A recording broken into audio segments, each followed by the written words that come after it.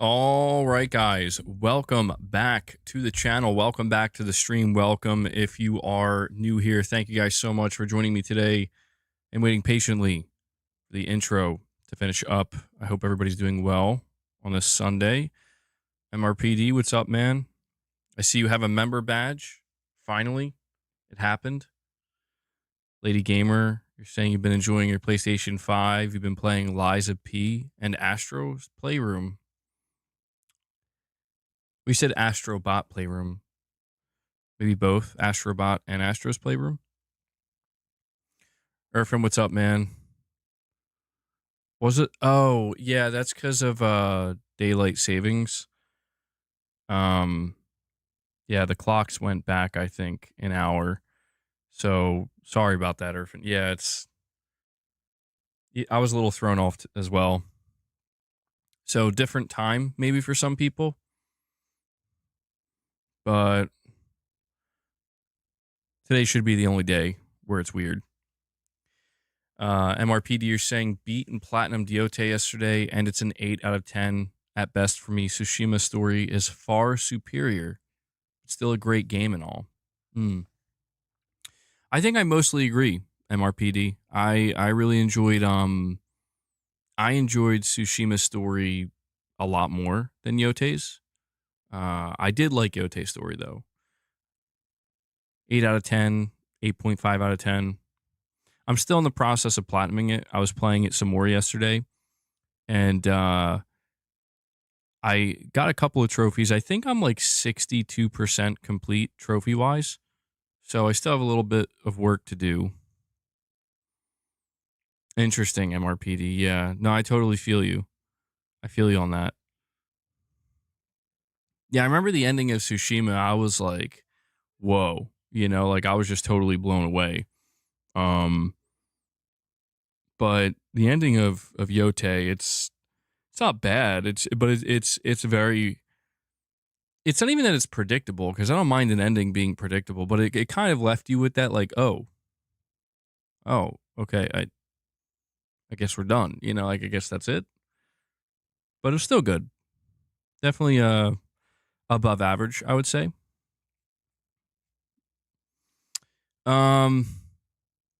Schmidt, what's going on, man? You said boss alert. Yeah. You're picking up Ghost of Yote in the new year, and you wish listed Wolverine. Nice. Yeah. I mean, Lady Gamer, if you just got a PS5, you have a lot to look forward to. A lot to play. Boss, let's go in your cat tower, man. All right. Just hang tight. Silent Hill 2. Oh, yeah. Silent Hill 2 is a good one as well. Careful, Ghetto God. Careful. No spoilers. Charles, you're saying I usually don't watch live streams. I have this going on my phone and playing Dying Light the Beast. I love Tsushima, but I haven't played Yote yet.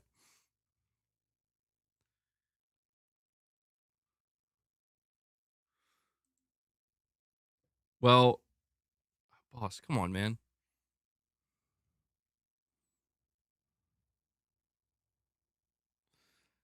It's fine. I mean, I think most people here, it's already gone, No cat tower. Just your lap and chewing on the mic arm. I know, dude, come on. He's too much. Come hang out in your chair. So there's like pretty much no gaming news, or like very, very little gaming news. Things are very, very quiet right now. That'll probably change going later into the month. And especially leading into the Game Awards. So I figured what we could do today is have a conversation about the next generation of consoles. Yeah, Sony's earnings are coming up. Hopefully that'll be interesting. It's either going to be super boring or we're going to learn some interesting stuff.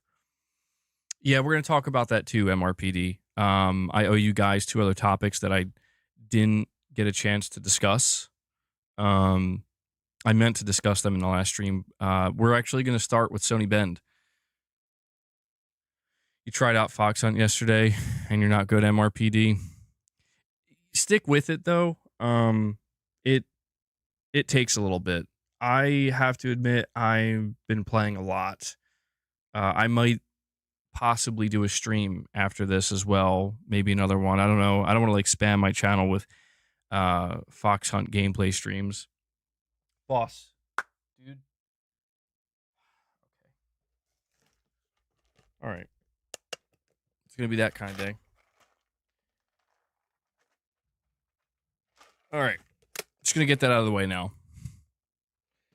I don't have it in me, you know. You feel like you're going to lose it trying to platinum Demon Souls? First Dark Souls type plat. Oh yeah, it's not an easy one. I don't think I've ever platinumed any of the Souls games or Demon Souls. I don't think I have the platinum for Demon Souls. I really enjoyed my time with it, but I was like, I'm not. I looked it over. I'm like, I'm good. I don't want to torture myself. You're back in Eliza P MRPD. You got to finish that, then pick up Silent Hill F. Yeah, Eliza P is fantastic. I did platinum that. That was a tough one. Yeah, I haven't played Silent Hill F either yet. Jake Skew, you're saying MBG Silent Hill 2 remake Xbox version has been rated by ESRB. Yeah, I thought that would have been out on Xbox already. I have to be honest. I thought the year exclusivity was up, but I guess maybe it's coming in a little bit late. But yeah, if you're an Xbox player, I highly recommend Silent Hill 2 remake. It's very, very good. Burko, you're saying your next platinum will be Saros. Nice. Yeah, that'll be an interesting one. I did platinum Returnal, so I would like to platinum Saros. I am eventually going to platinum Ghost of Yotei. It's just going to take some time. It's going to sell 15 copies. It's definitely not going to sell well. Yeah, I mean, I guess they'll get something from it, you know? They'll get something from it. Petrov, Silent Hill 2 is very good. Yeah. Very, very good. But yeah, guys, make sure you like the stream. All right. I do want to start off with this topic that, again, I meant to talk about in the last stream, and it has to do with Sony Bend. So, a former Sony Bend studio employee said that the live service project that they were working on was actually canceled because there was no substantial progress made in 3 years of development. Robert Morrison, who worked at Sony Bend from July 2022 to June 2025 as a senior animator on the live service project, he calls the project Mirror Pond. I guess that's what the code name was on his LinkedIn profile. And he also stated that they were using the Decima engine, which is really interesting. But he said, to be fair, we didn't make enough substantial progress over the 3 years I was there. I saw the eventual cancellation coming prior to it. So there's definitely some interesting stuff we're learning here. And Schmidt GT comes in and drops a member gift for you guys. Schmidt, thank you so much for that, buddy. I appreciate that. Thank you for getting us started. Thank you. And yeah, if you guys want to support the channel, you know how to do it. You know, we always want to encourage people to become channel members, gift memberships. You guys went crazy with the member gifting last stream, so a lot of people received those. Super chats, direct donations. These are all ways in which you can support the channel. So Schmidt, thank you for that. I will add that to the goal. But yeah, this is some pretty interesting information we're learning about Sony Bend and their canceled live service project. And yeah, I found that quite surprising, Irfan. Apparently, Robert Morrison confirmed that Sony Bend was working with Decima Engine, which I do wonder if that's why they had some problems, because Sony Bend never worked with Decima Engine before, and they're trying to make, you know, a live service game with Decima, and maybe it was just too much for them to handle. But I have to admit, like, I find this news a bit concerning. But I want to highlight the fact that when a game gets canceled, right? Like when Sony Bend's game gets canceled, a lot of times people tend to blame the publisher, like Sony. It's Sony's fault. At the end of the day, the buck does stop with Sony. They are responsible for Sony Bend. You know, they own them. But it's very interesting to get this insight that apparently the reason why this game was canceled was because the studio just didn't make progress. They just like weren't making a game. Like it wasn't coming together. and Sony was like, "We got to pull the plug. You're not hitting milestones. We can't keep funding this." That reveals to me a problem with Sony Bend. That reveals to me a management problem. And I was always afraid of this being the case with Sony Bend. I say this because we know that Days Gone had a troubled development cycle. Days Gone was in development for like 7 years, and it had issues along the way. But what really concerned me is after Days Gone shipped about a year later, the studio co-founders left, John Garvin and Jeff Ross, and they were there from the very beginning. I mean, they were there from the Siphon Filter days, and they both left. And apparently, one of the reasons they left was because there was some kind of major internal strife inside of Sony Bend, where there was like two different groups of developers like that wanted to go in different directions. There was like a civil war, and one side obviously won out. And I'm worried that the side that won out is the side that's ultimately going to be the demise of Sony Bend. I'm not trying to be overly negative, but you know, it the side that won that battle was the side that didn't want to keep making Days Gone. Um, the fact that John Garvin and Jeff Ross left, Days Gone was their dream project. I think it's obvious they left because they knew, like, they had a sequel planned. They wanted to do a bunch of stuff with Days Gone, and the whole situation with Sony Bend, in my opinion, is unfair. Um, yeah, and that's the thing, Irfan. They're not making money either. Uh, I just think it's highly concerning that after Days Gone shipped, there was strife in the studio for like a year. Then that gets sorted out. Then Sony Bend, the leadership that's left there, decides we want to make a live service game. And at the time, we didn't know it was live service. We just knew it was a new IP.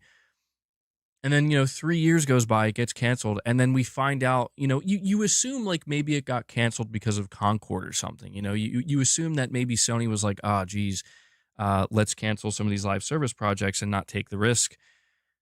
Maybe that's something you would have thought happened to Sony Bend. But no, we're finding out now that the reason why Sony Bend's project was canceled was because it wasn't coming together. They weren't making progress. And that just concerns me deeply, where it's like, bro, now I have this fear that Sony Bend is going to turn into that could be one of the reasons for sure, Irfan, but I'm not trying to be too doom and gloom here, but I just have this fear that Sony Bend is going to turn into one of these studios where we've seen it happen to so many, where they have a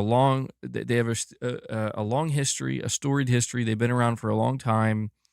They've done some good things over the years, but then one day they just lose their touch, or mismanagement gets out of hand and they can't reel it back in. They can't figure it out.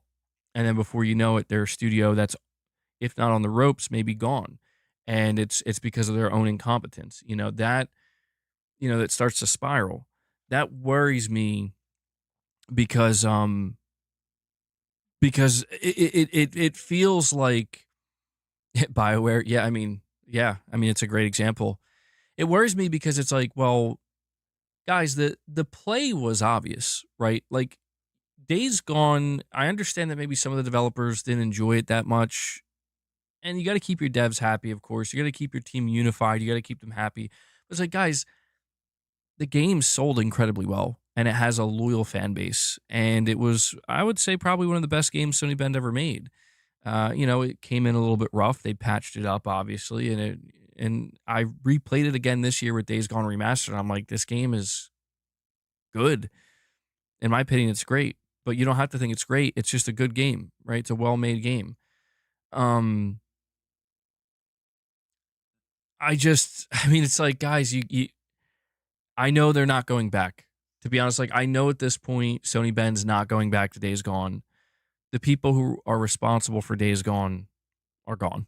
They're no longer with the studio. And man, I just don't know that I have much confidence in Sony Bend at this point, because if you have 3 years to make a new game, and 3 years goes by, and it's like, so Herman Holst does his rounds. Herman Holst goes to check on it. He's like, all right, what progress did you guys make? Did you hit your milestone? And they're nowhere near it. And it's like, guys, we gotta pull the plug on this one. There's nothing to show.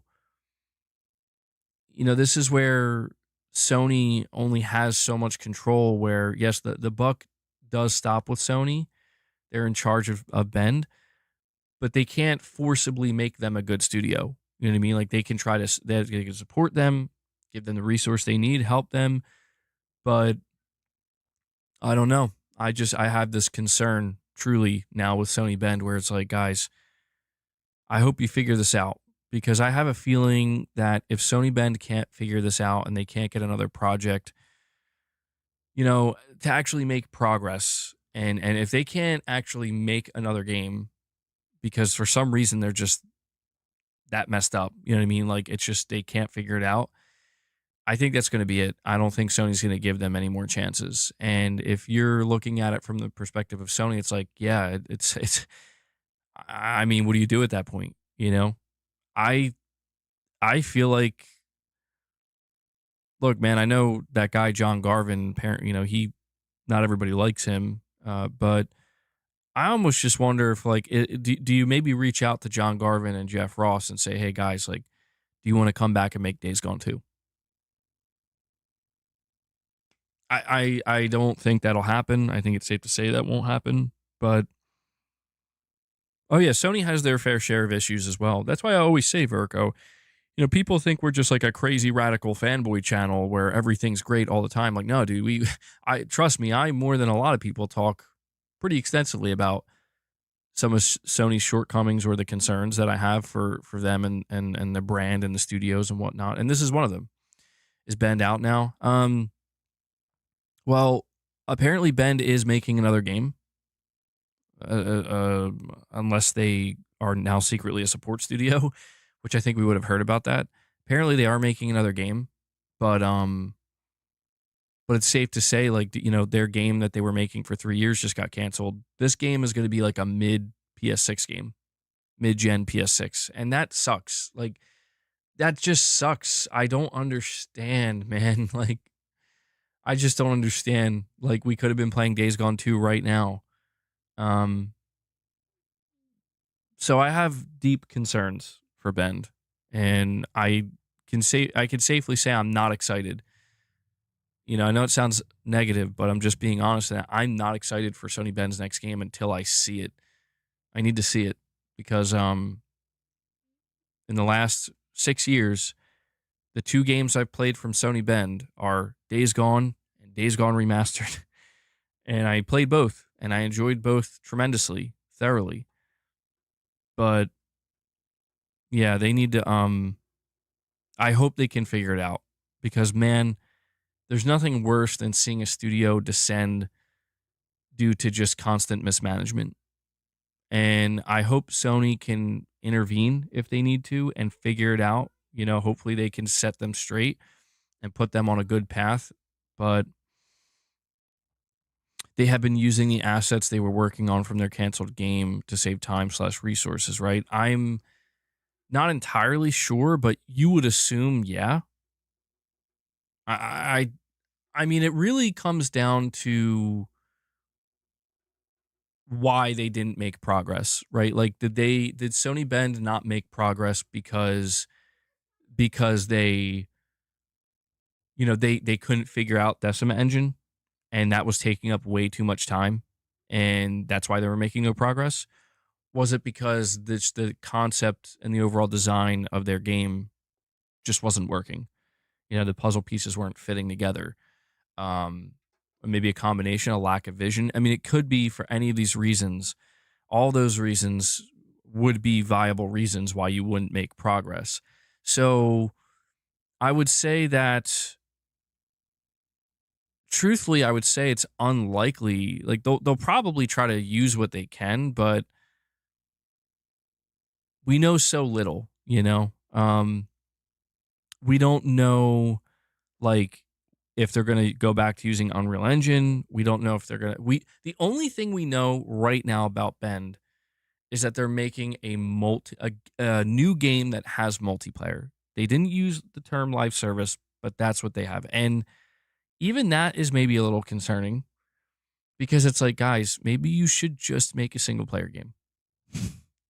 I don't know. All this is to say that I'm worried.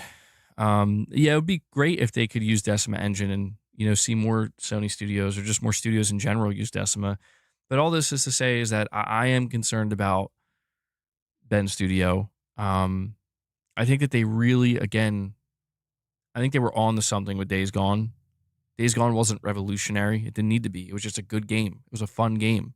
And I'd much rather be sitting here getting ready to play Days Gone 2 than talking about the fact that Ben Studio's game was canceled because it didn't make any progress development-wise. So I think they should go back to Siphon Filter. That'd be super interesting. Yeah, I mean, I'll take anything at this point. I want something, man. Anything. I just hate the fact that Ben Studio is off the board for at least another 5 years. At least. Unless they are going to take on some kind of like,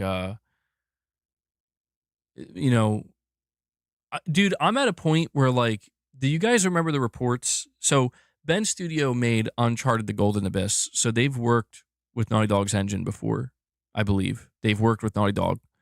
There were reports previously that Sony was thinking about turning Sony Bend into like a Naughty Dog South type, just a different like Naughty Dog, a separate Naughty Dog studio, like a second Naughty Dog studio. I'm telling you, man, maybe the play is as simple as this. Bend wasted all this time. Give them The Last of Us multiplayer. Give them The Last of Us multiplayer. Let them be the ones to run it. They were going to do a live service anyway, right? Apparently, like, I think that makes the most sense because it's like that game was pretty much done. So give them the game. It's pretty much done. Let them wrap it up. Let them talk to Naughty Dog, get input. And I mean, if I was Herman Hulst, I would literally tell them that's what you're doing. That's what I would do. But I'm not in charge. So, but that would make the most sense to me. And we have Kirby Shaw, a member for 28 months. Thank you for that, Kirby, saying we've reached the point of diminishing returns. I fear that the PS6 will solely concentrate on graphical upgrades. Bring back more variety in games. Kirby, you're not wrong. We're going to talk about that a little bit later. You say we've reached the point of diminishing returns. I think the PS6 home console is going to be very simple in that Sony is obviously going to push people to try to upgrade to it, but it's going to be like the safe spot. It's the safe zone. Like if you're a PlayStation player or a console player, if you're a PS5 player and you want a new console, you want a new PlayStation, you don't want to see Sony do anything crazy. You don't want to see them like dramatically, you don't want to see them do what Microsoft is doing by going in a completely different direction. The PS6 is going to be that. It's be like your safe upgrade path, better graphics, better frame rates, better ray tracing, better everything, improvements across the board. But, it's also going to be like, well, it's going to be the standard affair, you know what I mean? Of like, yes, we are going from PS4 to PS5, PS5 to PS6. We're going to talk in a little while about the PlayStation handheld and how I think that's the true wild card for Sony next gen. MBG Bend only laid off contractors after their game as a service was axed. That means they plan to retain the main devs for a big project. It has to be Days Gone 2 or something on the scale of Days Gone. Yeah, what do they, Irfan, do you know how many developers they have at Bend right now? Is it like 100, 120, something like that? They're not like massive, but they're like the size of a regular AAA team, I believe. I agree, like the fact that they did suffer layoffs, unfortunately, but yeah, it seems like a lot of their layoffs were, it wasn't like the institutional knowledge based devs that like, you're not seeing a sweeping a total clean out is what I'm trying to say. So that clearly, like, they were ready to do something next quickly, but are they really even able to make Days Gone 2 without the OG devs? If they really wanted to, they could. Yeah, they definitely could. If they went to Sony and said we want to make a Days Gone 2, Sony would be like, yeah, go ahead. No doubt about it. At least I'm pretty sure they would. Sony would be crazy to say no. But how would that work? Again, I don't think that's going to happen because it's like, well, the people in charge of Sony Bend right now are the ones that didn't want to make a sequel. So I think they would risk the studio flying that close to the sun, where it's like, guy, you guys are close to getting closed before they do a Days Gone. I don't think they would ever do it. I really get that feeling at this point. But they did Days Gone Remastered, so maybe that is an indication that they're more willing than we think. I don't know exactly. Kirby, you're saying I doubt there will be a real reason to upgrade from the PS5 to PS6. Cross-gen is still going to be extremely prevalent. How much better can graphics really get? You're not wrong. You're not wrong, and I agree. I think if Sony doesn't have PS6 exclusives, which I don't think they're going to, they might have like one or two, but nothing. You're not going to see like the next Horizon be a PS6 exclusive. I'm telling you, it's the handheld, man. And we have Nick with a $10 super chat. Thank you for that, Nick. Saying you want variety in PlayStation exclusives again. Sony needs to solidify relationships with the Japanese studios and market again, so PlayStation is the exclusive home of those games. That's how you get variety again. Yeah, you're not wrong either, Nick. People want a better variety of games. It's interesting if you look at Sony as a publisher of games. If you look at how they published games during the PS4 generation versus how they published games during the PS5 generation, it's very, very different. Every year for Sony during the PS4, they were publishing all these different games, different Japanese games, partner games. They were all over the place, alongside their bigger games. But this generation, every year they only have like 2, 3, maybe 4 things in total they're publishing. So they've gotten extremely picky about, and peculiar about how they, not peculiar, precise, I mean, about how they want to, who they want to publish. And most of the games that really the only games they publish at this point are their own studios. And that's it. And they used to operate very differently. You have a couple of standouts like Stellar Blade and something like Kena Bridge of Spirits. You have stuff like that this gen, but really it's far and few in between. And that's the thing. It's like Sony has kind of leaned into this direction of, well, the variety on PlayStation does exist, just not through us.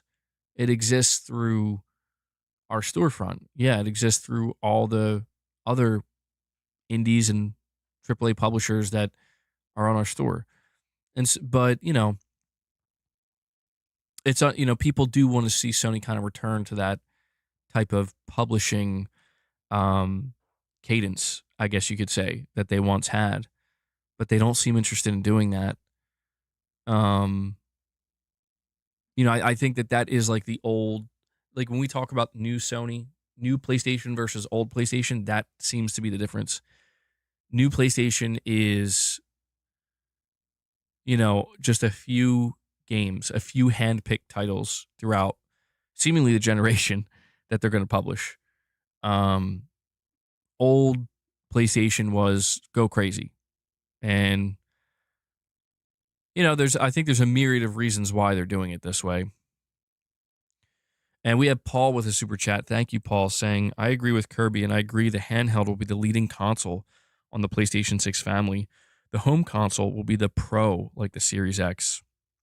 Yeah, I think that's the play, Paul. I think Sony's play, I titled my stream that the next generation is going to be very different, and I guess we'll segue into that conversation now. Before I do that, though, just to wrap up our discussion about Sony Bend, look, I will keep you guys updated. You know that. I'm very interested in what Sony Bend's future looks like. Can't say I'm overly optimistic about it, but it's a studio that I care about because I really enjoyed Days Gone, and I'll be the first one to let you guys know when we hear anything else about what they're doing. I'll be here reporting it. We'll be talking about it. For now, I'm just going to try to have, some level of hope that they will get it together. But, time will tell. But yeah, let's talk about the next generation. Let's talk about the PlayStation 6, Xbox Magnus. I know people are maybe tired of hearing about this, and I get it. A lot of people just don't want to hear about next gen, and I have been talking about it quite a bit, but it's hard not to. When to me, this is kind of the elephant in the room during a time when there's no other elephants in the room. There's just right now everything's kind of quiet. I don't know. I don't know if I want to say calm before the storm, but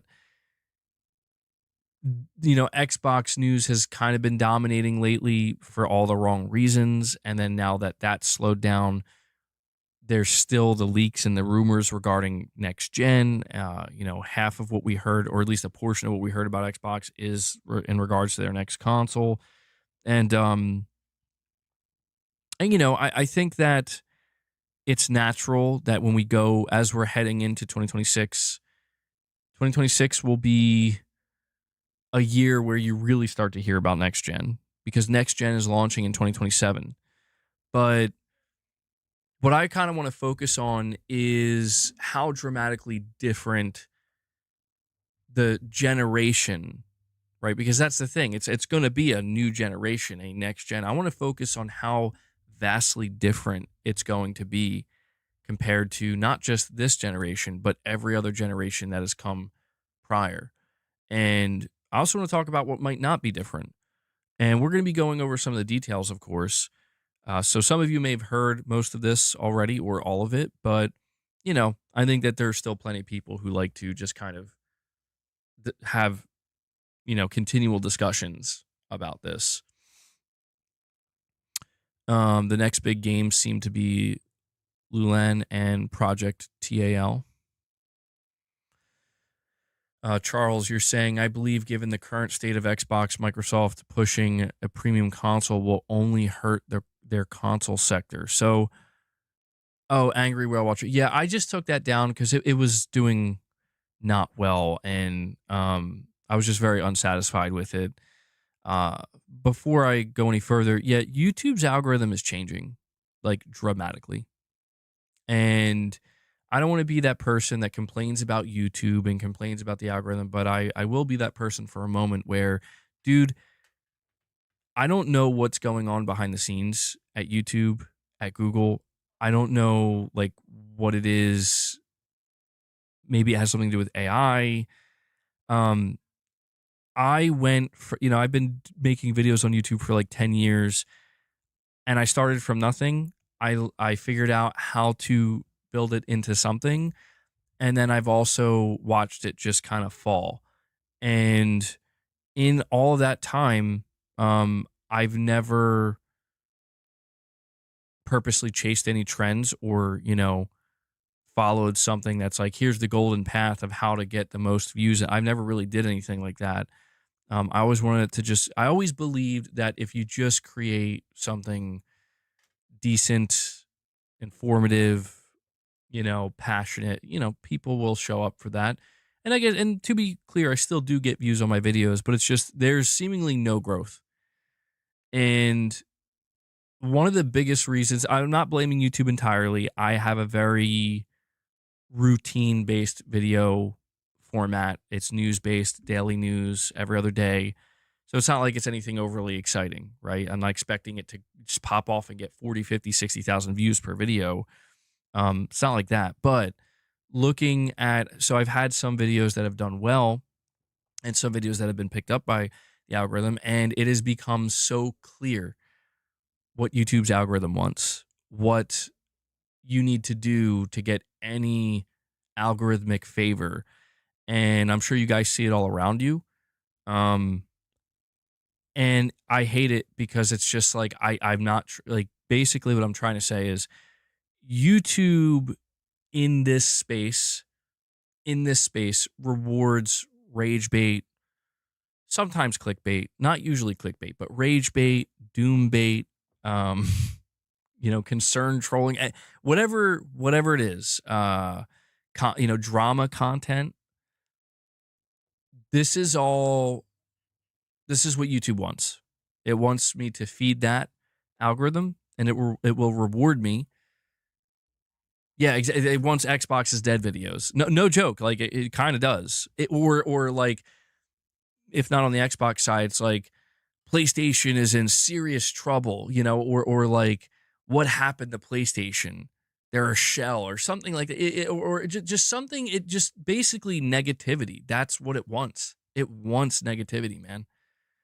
And it sucks because it's just like I don't really like. I definitely have things I feel negative about, but I hate the idea.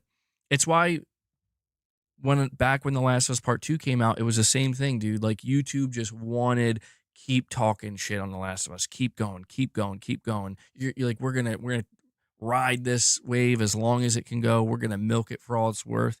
And I got tired of it because I'm like, well, like there's more to it than that. It's not just all bad. But that's what happens is like once it turns into that, it's like good luck trying to steer that ship in another direction because it's already set on course.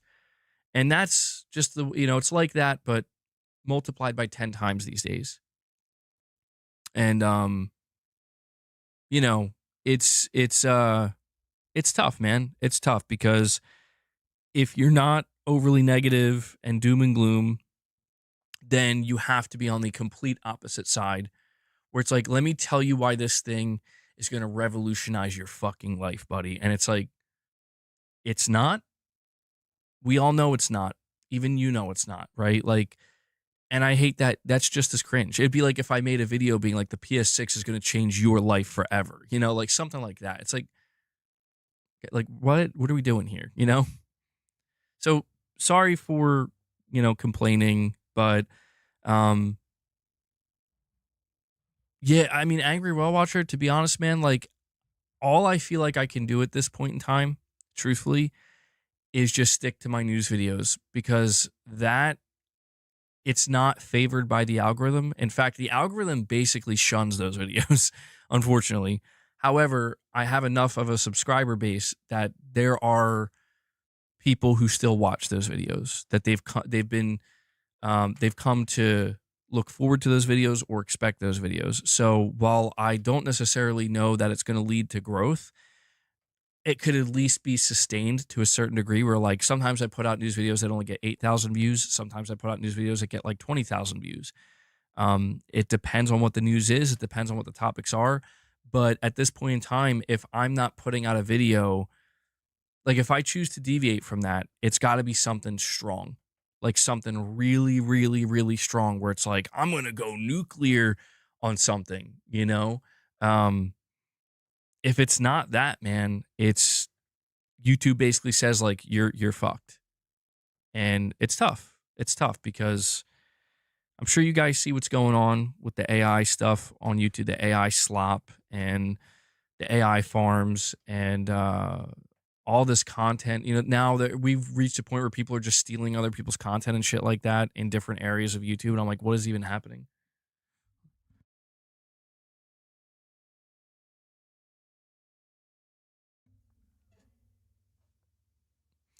Actually, the clickbait title and thumbnail was for the YouTube algorithm.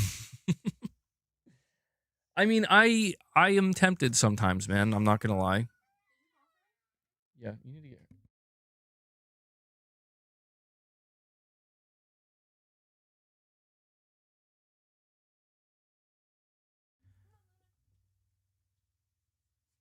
Yeah, that's true too, Titus.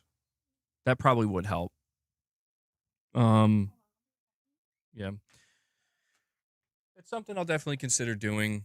Um, I guess that's kind of the difference between like just staying in the narrow space that I prefer to be in versus like, you know, it's hard to shoot. Okay, it's hard to choose to cover certain things when I know my heart isn't in it. Which is fine. I know nobody like cares because it's like just you know treat it like a job or don't. And I've always tried to walk that middle ground. But but yeah, I'll leave it there. But if you see a major change in the not too distant future, I'm not saying I'm going to do it, but if you see a sudden shift, you'll know why.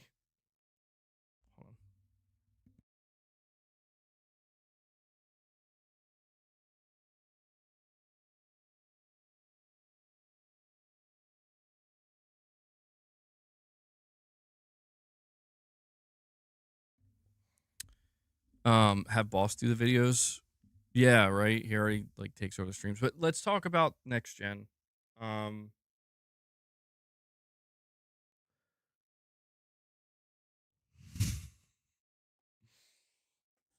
Here we go. My friend has he sent me this an idea. Uh, do a challenge where you will eat a piece of candy per membership. That sounds very unhealthy. I don't think anybody would want to see that. Like, hey guys, we hit 10 members. I'll eat a piece of candy. Josh, why are you so excited about that?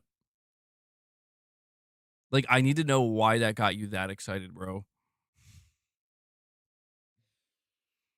It's like he's been waiting for this. Muhammad's like, hell no, bro. Torture. I mean, I love candy, so I would definitely do it. But yeah, it's not going to be healthy for me though. One membership equals one piece of candy. That would be so unhealthy. Somebody drops 50 memberships. It's like, bro, come on now. I mean, if we're talking like Skittles, I could eat 50 Skittles. Yeah, I love Skittles. Candy's so bad though, man. He wants me to get tweaked out on sugar.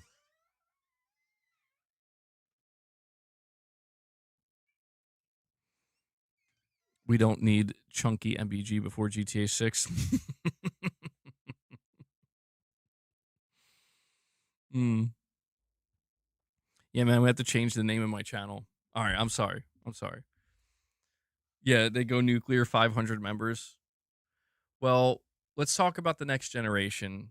Um, Sorry, I know some of you guys in the chat, you were trying to talk about it. Why doesn't Gears of War, E-Day, Forza, and some other games already have a release date or say they're coming for Xbox? They're probably saving it for their showcase, if I had to guess. Apparently, there's like a developer direct happening in January, which will be worth tuning into. Excuse me, because morbidly obese gamer. Thanks, man. Um, but yeah, so what do we know about next gen so far? Well, this is basically what we know. Okay, there's going to be 3 devices set to launch in, I would assume, November of 2027.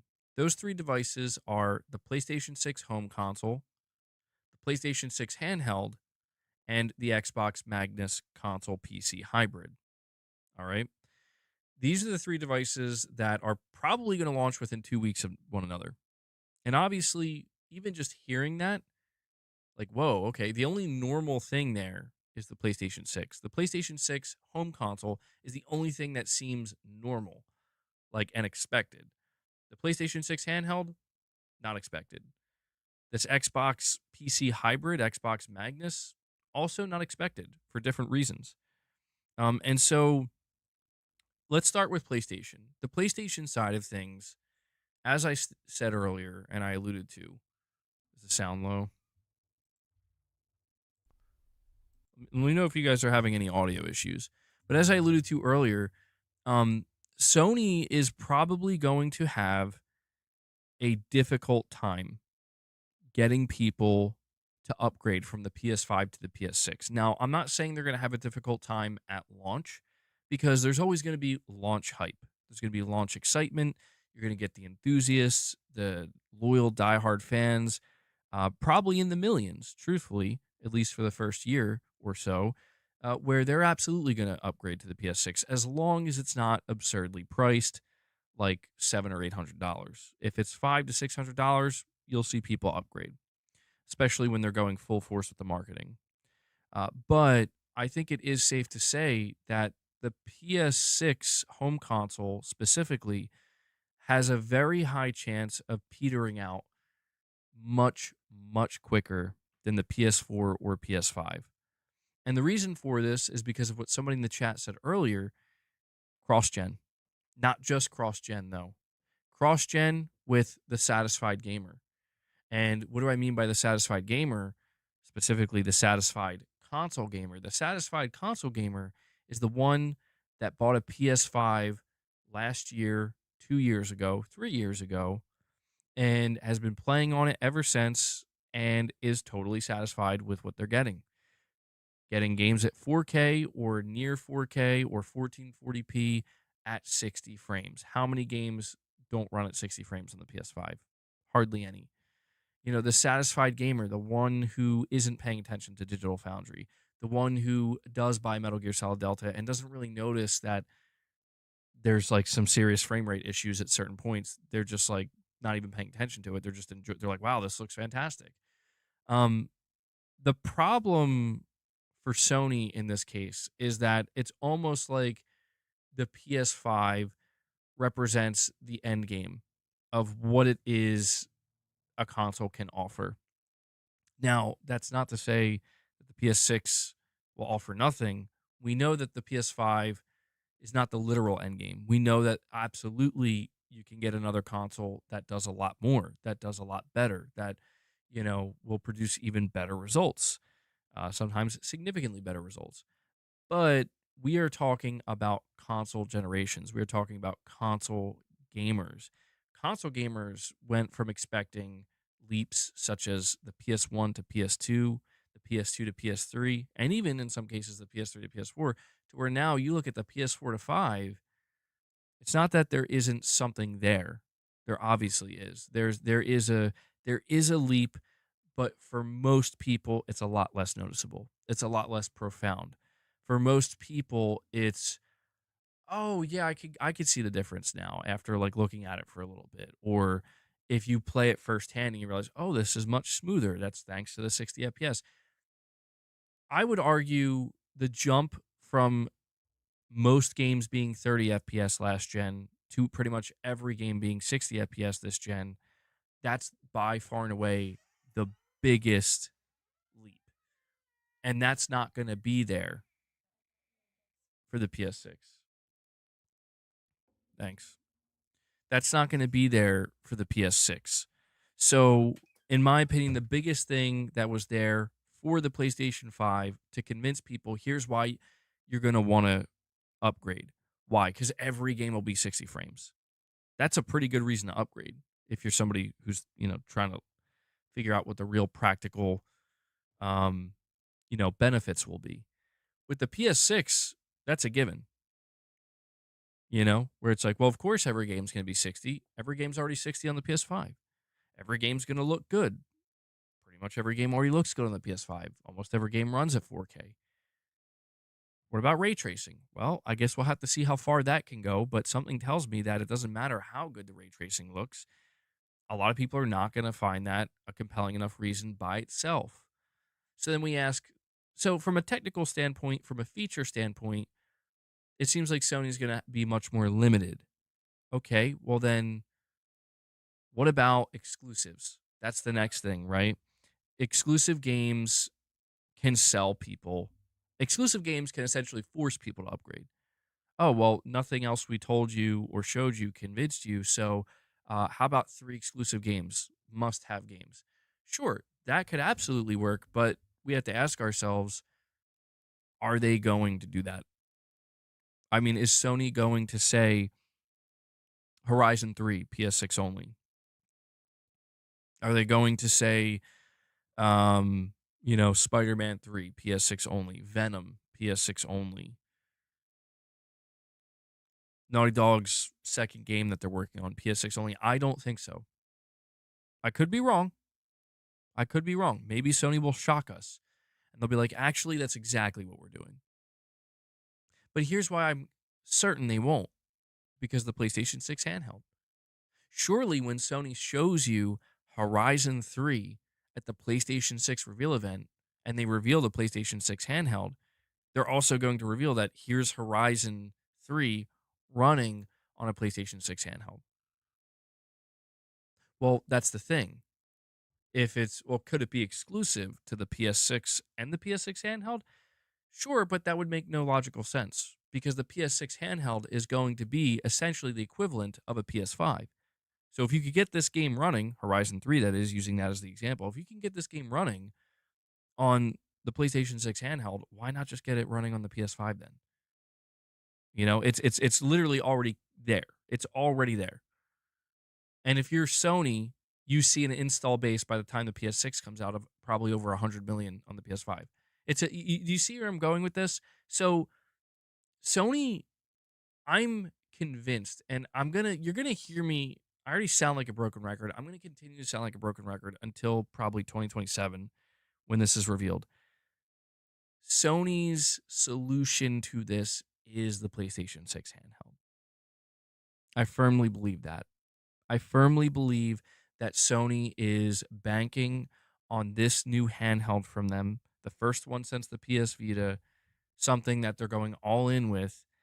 I'm completely convinced that they're banking on the buzz for that to be bigger than the PS6 home console. I think the PS6 home console, there will be buzz for it, but it's going to take a back seat because it's not the wild card. In fact, it's the thing that plays it the safest, right? If you're somebody who loves the PS4 or loved the PS4 and you love the PS5, we got something for you. It's called the PS6. Boom. There you go. Right? There it is. It's a PS6 in all its glory. But the thing that everybody else is going to be talking about is, oh my God, you see that PlayStation handheld? Did you see that PSP2 or whatever Sony's going to call it, the PS6 portable? That's 100% the way they'll play it. PS5 and PS6, they need the audience for sure. Especially because, people are now okay with that. Like we saw God of War Ragnarok on PS4, Horizon Forbidden West on PS4. I think Sony didn't put Spider-Man 2 on PS4 because they felt like they needed something, and I don't want to sit here and make it sound like you're not going to get any PS6 only games. I don't think that's the case. I think eventually Sony will drop. Well, I don't know, actually. I'm not going to lie. I feel like this is different. Like, I think Sony wants to move on from the PS4. I think Sony won't want to move on from the PS5 for a very, very, like, in other words, what I'm trying to say is I think you could see the next console generation lasting for like 12 years or longer. Like, I think the PS6 and the PS6 handheld could stick around for a long, long time. And with that, the PS5. And I think the actual next generation, like what we would call the PS7, I think that will come, but it will come much later because it's going to have to come with something that's like, okay, we are now entering like beyond photorealistic territory. We are entering like, I don't know, there's gonna have to be some kind of step change, like major step change. Mark Cerny talks about the PS6 like it's a step change. It is pretty much a step change in terms of how devs are going to approach game development, but in terms of not the technology, in terms of the actual, like, here's a video game running on the PlayStation 6. The step change happens with GTA 6 on the PS5. That's the beauty of it, right? Like, the step change in terms of game development happens with the PS6. The step change in terms of, like, again, from the consumer level, like, oh man, this is the revolution, right? Like, this is revolutionary. We've never seen anything like this. That's GTA 6 on the PS5. And Charles comes in and becomes a channel member. Charles, thank you so much for that, buddy. Thank you. I do Appreciate it. appreciate that. Um, yeah, keep in mind, guys, you can always become a channel member. I do want to remind everybody, if you do become a channel member or if you are already a channel member, you can go check out the members only content. Me and Mrs. MBG did a morning with the missus. Not last Friday, the Friday prior to that. So you could go check that out. It was like 3.5 hours long. You need deeper games. You need AI on enemies, like the new Arc enemies trained by AI.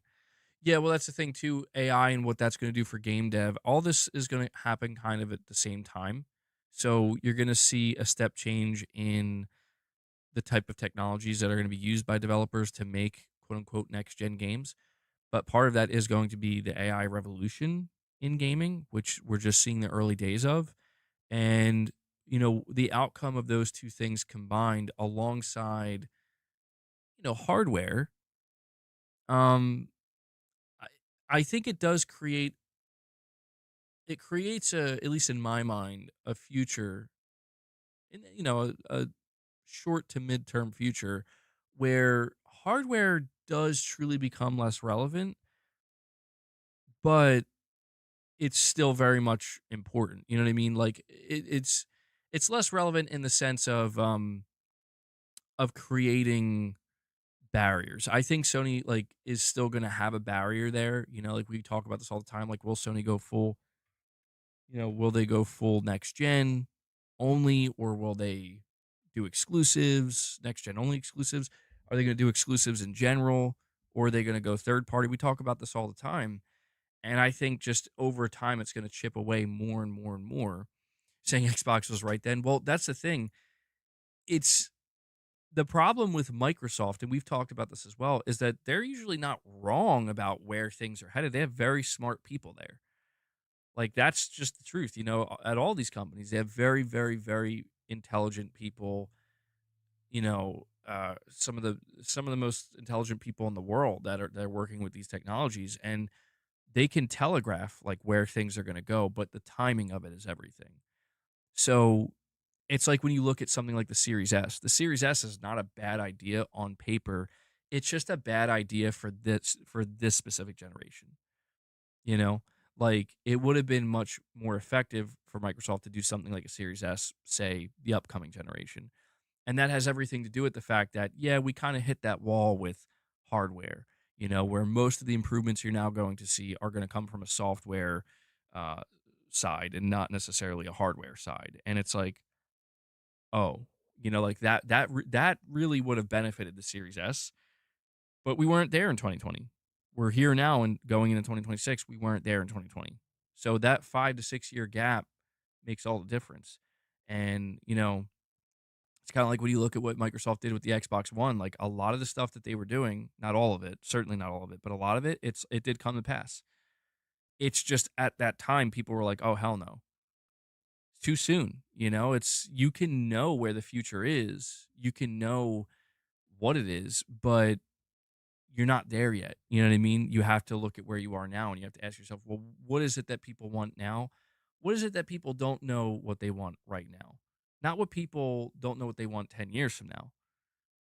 So I do feel like, Microsoft in a lot of regards, they've seen some of this stuff. Like they've also telegraphed it. But it's not like Sony doesn't see it either.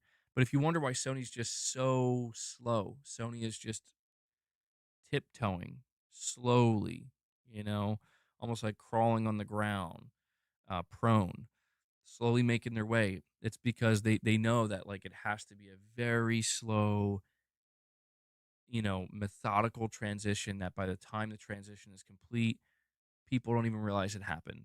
Or it's like they're like, "Oh, wait, yeah, here's where we are now." I feel like that's what Microsoft has kind of been messing up is they've been on the back foot, so they had to keep doing things urgently.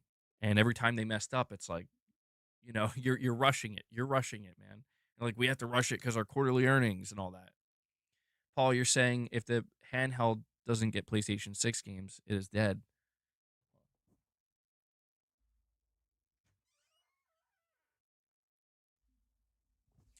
Well, that's the thing, Paul. It is gonna get PlayStation 6 games. Because I feel like guys, don't fight. Don't fight. Damn cats are fighting. Think of this, Paul, right? Like I want you to imagine it's June 2027, okay? And Sony announces join us on June 12th or something, 2027 for the Future of Gaming Part 2 or just PlayStation Showcase PS6 event, right?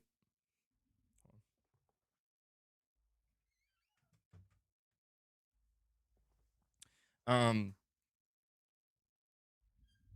oh, thank you for that, MacTube. I want you to imagine that's where we are right now. Okay, it's June. Announcement for the PlayStation 6 event happening June 12th. Sony says, come join us. And at this event, they reveal the PlayStation 6 and they reveal the PlayStation 6 handheld.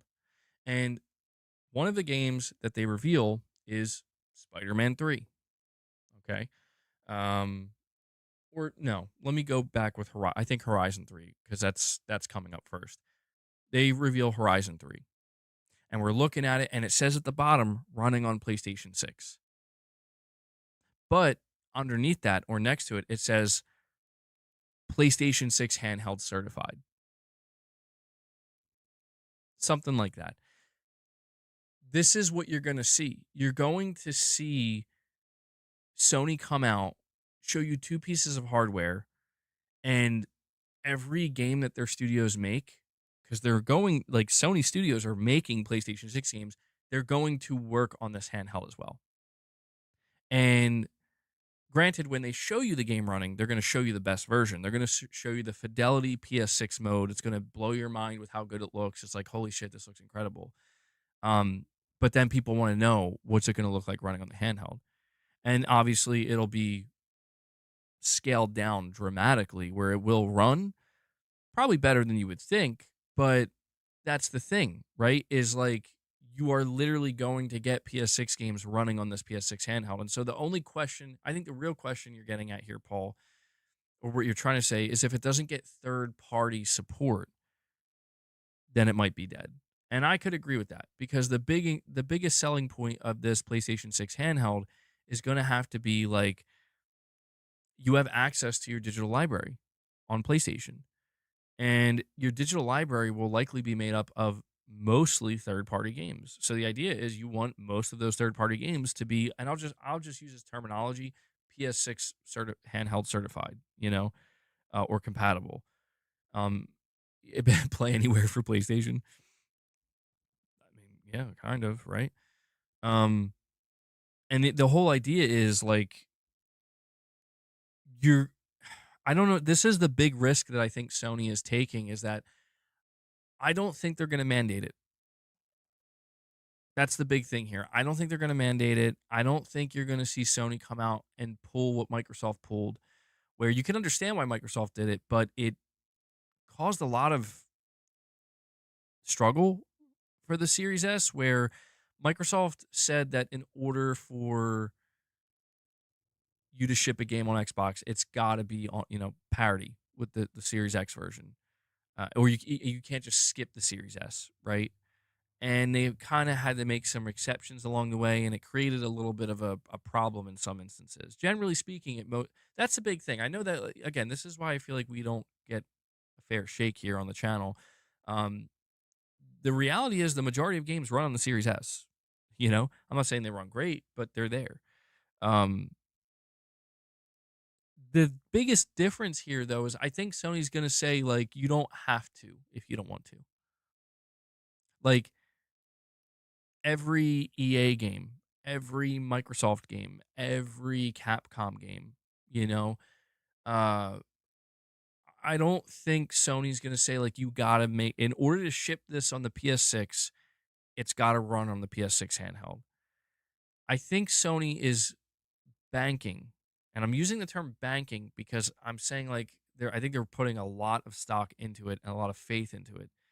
I think Sony is just banking on the idea that devs are just going to want to do it for two reasons, two very big reasons.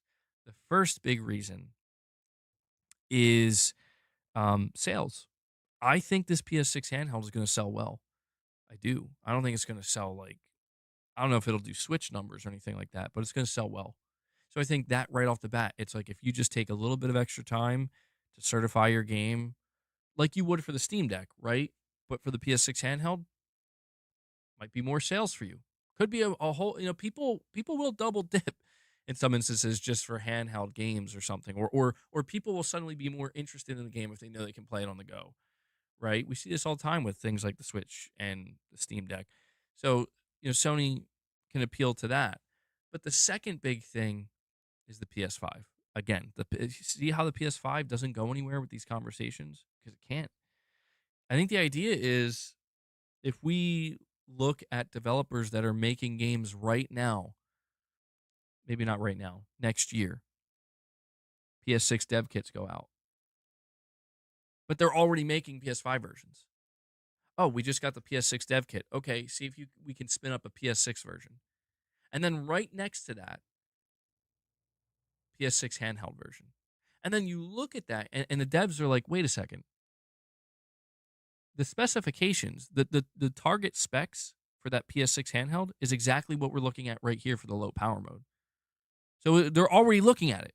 They're already looking at something very close to it. But that's the thing. If your game is already running on the PS5, you should, in theory, you know what? Fuck it. The Series S. The Series S exists right now. Devs are optimizing their games for the Series S right now. If you can optimize your game for the Series S, you can easily get it running on the PS6 handheld. Now, granted, the whole idea is, well, we're going to drop the Series S come next gen, right? It's like, yeah, you are. So then what? Is the PlayStation 6 handheld going to take the place of it? Technically, yes. Technically, the lowest spec between a PS6 home console, a base PS5, and a PS6 handheld, the lowest on paper spec will be the PlayStation 6 handheld. But here's the caveat. And this is why I said the Series S came too soon. The caveat is that by the time the PS6 handheld comes out, devs are going to have access to next gen AMD technology, such as the Radiance cores, um, the compression blocks or whatever. I forget what you guys know all the technology that Mark Cerny and AMD were saying that is going to be coming out soon, and that they're going to be giving developers access to. This is all stuff. This is all stuff that the PlayStation 6 handheld games that run on it can take advantage of. And so theoretically, we'll have to see if it plays out as smoothly. It might not. But if everything goes according to plan and everything goes smoothly, what you see on the PlayStation 6 handheld will be a game that looks and runs better, even if it's ever so slightly, than the base PS5. And that will be because of that technology. Because that tech that devs are going to be able to leverage for that handheld they will not be able to leverage for the PS5. They'll basically be able to max out the PS5, its hardware, and then after that, that's it. That's as far as it can go. You can max out the PlayStation 6 handheld's hardware, then start implementing this tech, PSSR, you know, I mean, if you look at a compute unit, one compute unit for RDNA 5 technology was like 60% faster or something than one compute unit in what's in the PS5 right now. So I don't know if I'm doing the best job at explaining this, but essentially you will see it'll seem like this handheld is punching above its weight. And I guess it technically will. But again, that will be because it's coming at the right time. It's in conjunction with AMD dropping this tech, and this tech is going to get into the hands of developers. Now, I'm not saying the transition will be smooth. The hope is that it will be. The hope is that devs will pick up this technology. This is what Mark Cerny's talking about right now. He's saying, we hope that the devs, once they get their hands on this technology, they do great things. They're running, they're running right out of the gate, sprinting, taking advantage of this technology, and games are benefiting dramatically from it from day one. Might not go that smooth. Might take a year. Might take multiple years. If that happens, that could be hugely problematic. But that's why there's so much. That's why Mark Cerny and Sony are collaborating with AMD. They're doing this because they need that. They need this to work, and they need it to be a smooth step change and a smooth transition. And we're going to need that too, right? If it's, in order for things to maintain some level of affordability, but also seeing some level of progress being made, not making GPUs bigger and bigger and bigger till a point where it's like, this is just ridiculous now. How much is this thing? This is why Microsoft is going in the opposite direction. Everything I just described, Microsoft is literally going in the far opposite direction. Handheld APUs scale differently than desktop APUs. That's true too. Yeah. There's still so much we don't know. It's, we're going to learn a lot going into next year. But I do think that I do think that generally speaking, the play here from Sony is to embrace the idea that there's going to be three distinct pieces of hardware consoles that is going to make one family. For a while, it's going to be seen as like one family of devices: the base PS5, the PS5 Pro, of course. I mean, I count the Pro in the base PS5, the base PS5, the PS6 handheld, and the PS6 home console. And you're going to see a lot of people. I'm telling you, this is going to be the biggest thing you're going to see. Remember, I'm saying this because you'll see it in the next year or two. You're probably already seeing it now. The biggest thing you're going to see from people is they're going to say, I don't see a point in upgrading. And you're going to see a big change in Sony's demeanor and approach, where I'm not saying Sony's going to directly turn to you and say, we don't care if you don't want to upgrade. That's fine. But they're not going to say that they do care. They're going to market these devices and they're going to try to hype you up and they're going to try to encourage you. But if you say, I'm just going to stay on PS5 and keep buying my games on PS5, Sony's not going to be upset with you. Like they're not going to be like they're expecting that. They're 100% expecting that. And I think that's going to be another major change. We see a major difference. And I think that's why you're seeing Sony, you know, relax a lot more. I think that's why you're seeing Sony experiment a lot more because they realize that like, okay, we're going to hit the 100 million mark with the PS5. Huge success. PS5. The reality is the PS5 might be the most successful PlayStation console ever. And from this point forward, it might be, I don't want to say downhill, but you know, the diminishing returns, right? Where like the PS6, that's why I think Sony needs that wild card. That's what I'm trying to say. The PS6 alone, if there was no handheld, guarantee it'll do well. It's not gonna, it's not like Sony's suddenly gonna become irrelevant overnight in consoles. No, it's not gonna work like that. They'll probably still sell like 60, 70 million units lifetime, but the PS6 alone, I don't think it would be enough. I think you would see Sony hit a wall. Um, and they would hit it pretty hard where it's like if what I see across the internet ends up being the reality, which it might not, you know, sometimes the internet is right, a lot of times it's wrong. But the amount of people that I see that are like, I'm good, man. Like I do not see a single point to the PS6.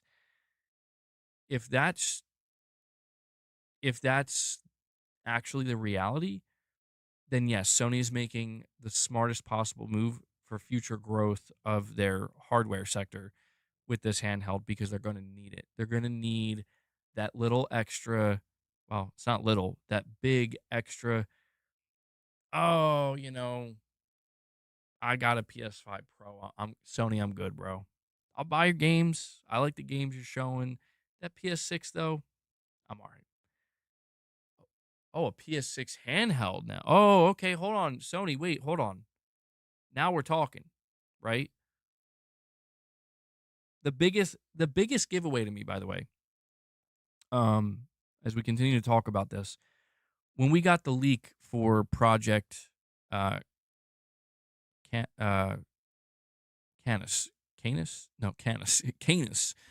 Project Canis. When we got the leak for that from Moore's Law is Dead, one of the things he highlighted, and this was such a massive giveaway to me, he said that the PS6 handheld will be dockable. Now, he didn't elaborate, and I don't know if the documentation went into great detail. It didn't elaborate on whether like we're looking at like a Switch type dock where like you literally just like place it in and it connects to your TV and you can pick up a DualSense. But the fact that it will be dockable in some way, that to me is the dead giveaway that yes, this handheld is going to be treated like a PS6. Like I mean, like a full blown one PlayStation 6 handheld sold is one PS6 sold, like that counts. And that's the wild card that Sony wants and needs, because it may not be the most innovative. And that's going to be some criticism you see where it's like, where is the innovation? Where is it? That's a great question. I don't know. I don't know how you innovate in the console space further.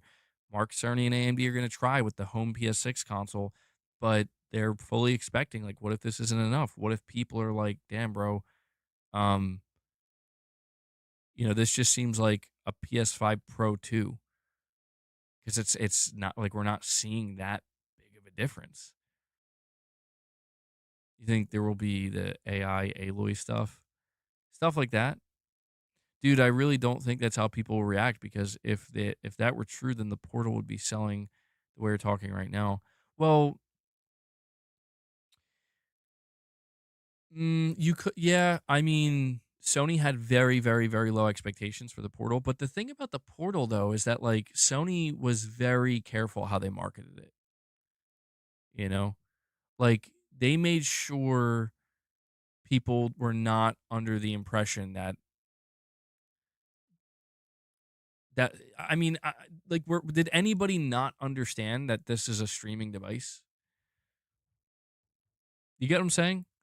Like, I think you're gonna look. I'm gonna speculate right now. I mean, most of this is speculation, but I think you're gonna see Sony market the PS6 handheld like Nintendo markets the Switch.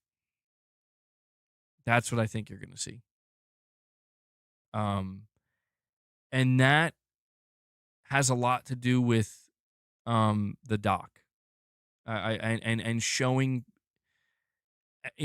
showing people docking it, and sitting down on their sofa like Nintendo does. Um, I think Sony's going to take a big play out of Nintendo's playbook here and try to leverage that. Will it work? I don't know. Maybe you're totally right. Maybe this is a just because it's a wild card doesn't mean it's going to be a success. For all, like, maybe it will be like a Steam Deck level success where it sells like 4 or 5 million units, which Sony would still take and be happy with, but that's not the big mass market commercial success that I know for a fact Sony wants. And you know that too. Sony wants the PS6 handheld to be on the level that the PSP was. They want it to be. Make no mistake, Sony. I know you won't hear anybody at Sony ever admit this, but they look at what Nintendo's doing with the Switch and they're like, we want that in terms of sales. Sony wants that. Um, I think they accept that they're not going to get that, but I think the way they look at it is, what if we offer both? What if we let people choose what they want? Maybe, maybe. See this. Come on, you got to admit, guys, this is going to be interesting. You got to admit that, like, when I say that this next console generation is going to be very different, when have we ever seen Sony drop a home console and a handheld at the same time? I mean, that's going to be a super interesting combo, and to see how people react to that. And I think it's a 1-2 punch, man. I think it's a 1-2 punch, and I think I think it's flooding the zone in a good way, where it's like, let's just give it the biggest. We'll hit them on two fronts. And if that doesn't generate excitement, then the question needs to be asked: what will? You see what I'm saying? Like, if that doesn't work from a hardware perspective, then what would?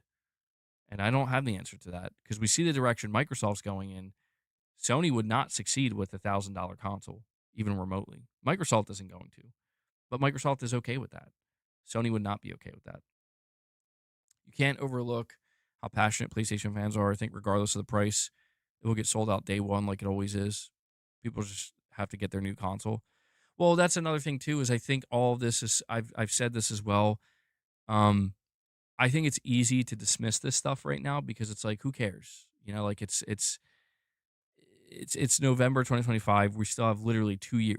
Literally 2 years away from this releasing. As long as nothing gets delayed. So it's like, who cares right now?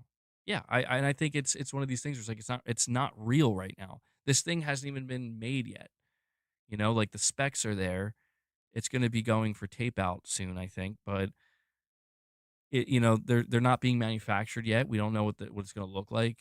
There are no games being made for it yet. It's still that early. So I think because of that, it's easy to be like, yeah, who cares? I'm fine with my PS5. Tell you what, though, a year and a half from now, that's a long time. A year and a half is not just, you know, don't get me wrong, it'll be here before we know it, but it's a long time. Um, think about the first year and a half of the PS5 being out. Think about how much changed in that time. Think about the year and a half before the PS5 launched. How dramatically, how differently people felt 6 months prior to the PS5, compared to like 18 months prior to the PS5. Fred Vance, longtime member, 65 months. Fred, thank you so much for that, buddy. You're saying, I have a good question. How many people know the PSVR 2 has a cinematic mode? Just found out and feel dumb. I did know about it and I used it like once or twice. It was pretty cool. Um, it's a nice little feature that the PSVR 2 offers, but something that I think most people probably wouldn't use. But Fred, it's all good as long as you finally learned about it. It's better late than never. Fred, 20 years later, pulls out his PSVR 2. I remember this thing, finds out there's a cinematic mode. Whoa. Yeah, it is limited to 1080p. So I think for a lot of people, it's kind of a deal breaker. Cat hair on me. MRPD, you're saying I am for sure getting the PS6 slash handheld. I was iffy about it at first because I figured the PS6 games, most PS6 games, will be coming to PS5, but handheld changes everything for me, and I'm sure a lot of people think that. Well, I mean, I think we're seeing a resurgence for handheld, you know? The most important thing I think we have to try to keep in mind with the PlayStation 6 handheld is this. Sony is looking for mass market success, and the price will reflect that, you know? Um, Sony is not looking to put out $1,000 handheld that sells like 1 million units or 2 million. Sony is looking to put out a genuine Switch 2 competitor. And let me ask you, are there any Switch 2 competitors on the market right now? There's a lot of different handhelds on the market. Is there anything that says we're trying to go after the Switch 2? As far as I'm aware, the answer to that is no. I don't think there is. I think again, you have more options than ever before for handheld. But Sony, if you think about it, Sony is the only one in position to try to actually take the Switch 2 on. They have the infrastructure, they have the storefront, they have the games, they have everything that they would need to try to get a piece of that Switch 2 pie. Um, I don't know how effective they'll be, but I'll put it to you this way. I think it's like if you go. Yeah, that's true too, Titus. Like Steam Deck has gained a lot of traction, but in the bigger picture though, like that's what's crazy is like the way people talk about Steam Deck, I would have thought it sold tens of millions of units. It's only sold like 5 million. Now they are going to have the Steam Deck 2 and maybe that'll be a game changer. You never know what's going to come out and just suddenly shock the market. But the thing about Sony is they've had that success before, as Alma points out. They've succeeded. They had 80 million PSP sales. Um, I don't know how they achieved that, truthfully. Like, I don't know how they did that. If I don't, like, that's so crazy to me. That just sits there. What's crazy to me is that Sony gave up so soon after the Vita. I know the Vita I think the Vita sold, what, like 16 million or something. So it was a huge difference. But I really think, look, I know this sounds kind of shitty to say because I know it's not necessarily that exciting for some people, But I think Sony's gonna copy Nintendo, dude, but try to do it better. I'm telling you, I really think that's what they're gonna do. Now, to be clear, I don't mean copy them like Sony's gonna have their own Joy Cons. I mean, Jesus, don't do that. Like, don't copy that. Don't pull a Wii situation. I just mean that if you're like, think of it like this: if you're Sony and you need to try everything, every thought you have about preparing for next gen, it all comes down to one focal point, and that focal point is the market is beginning to stagnate. The console market. We've hit a little bit of a wall. GTA 6 is going to be there. It's still going to go. It's going to still be sustainable, but we need growth. We need to show a spark, right? We need to show that going into the PlayStation 6 generation, we can grow this beyond what we achieved with the PS5. I think when you whittle it all down, if you're Sony, you have no choice but to look at Nintendo. Because think about it. It's like, okay, well, we won the home console space. Microsoft is out. No one else is taking Microsoft's place. So, is there any other area around us that we can take a close look at that seems to be doing particularly well that we're not involved in? Nintendo is literally like a giant, blinking sign. It's like, bro, the Switch and the Switch 2, Sony, get on it? Damn, Tin Blood, that sucks. And I think that Sony's view of this is like, okay, well, here's how I'll paint this picture, right? I think what Sony wants to do is let's go to um it's holiday 2027. People are Christmas shopping for, they're preparing for Christmas 2027. They're Christmas shopping, they're browsing online. They go on Amazon and they click gaming. And I think you're going to see PlayStation there, you're going to see Nintendo, you'll see Xbox as well. But I think when you click, let's just say somebody's looking at handhelds. Oh, there's a Switch too. Maybe somebody just types in gaming handheld on Amazon. I think what Sony is hoping to achieve is that the first thing they'll see is the Switch 2. Right under that, you'll see the PlayStation 6 portable or the PlayStation. I'm sure they'll give it a different name. And I think the idea is like the Switch 2 will be $400, $450, and this PlayStation 6 handheld will be like 500, maybe 550. And people are gonna at that point, like I think people will look at those two things and they'll compare and they'll contrast, right? And they'll say, well, like the prices are pretty close. I know I've heard of PlayStation. I know what PlayStation is. Obviously, we know what Nintendo is. Who am I buying this for? Who should I buy this for? Like, do you think Sony's not gonna market the absolute shit? Like, do you think I shouldn't speak so matter of factly? What do you think the chances are Sony is going to have Astrobot 2 ready to ship alongside the PlayStation 6 handheld in time for the holiday 2027 season? Well, Titus, I think Sony might be ready to take a slight loss on this handheld. I could be wrong, but I say this because every time I listen to Moore's Law is Dead, he's the one who leaked all this stuff, and they're legitimate leaks. Like they're I don't know who his sources are, but he's gotten documentation from AMD, and he talks to AMD engineers that are working on this stuff.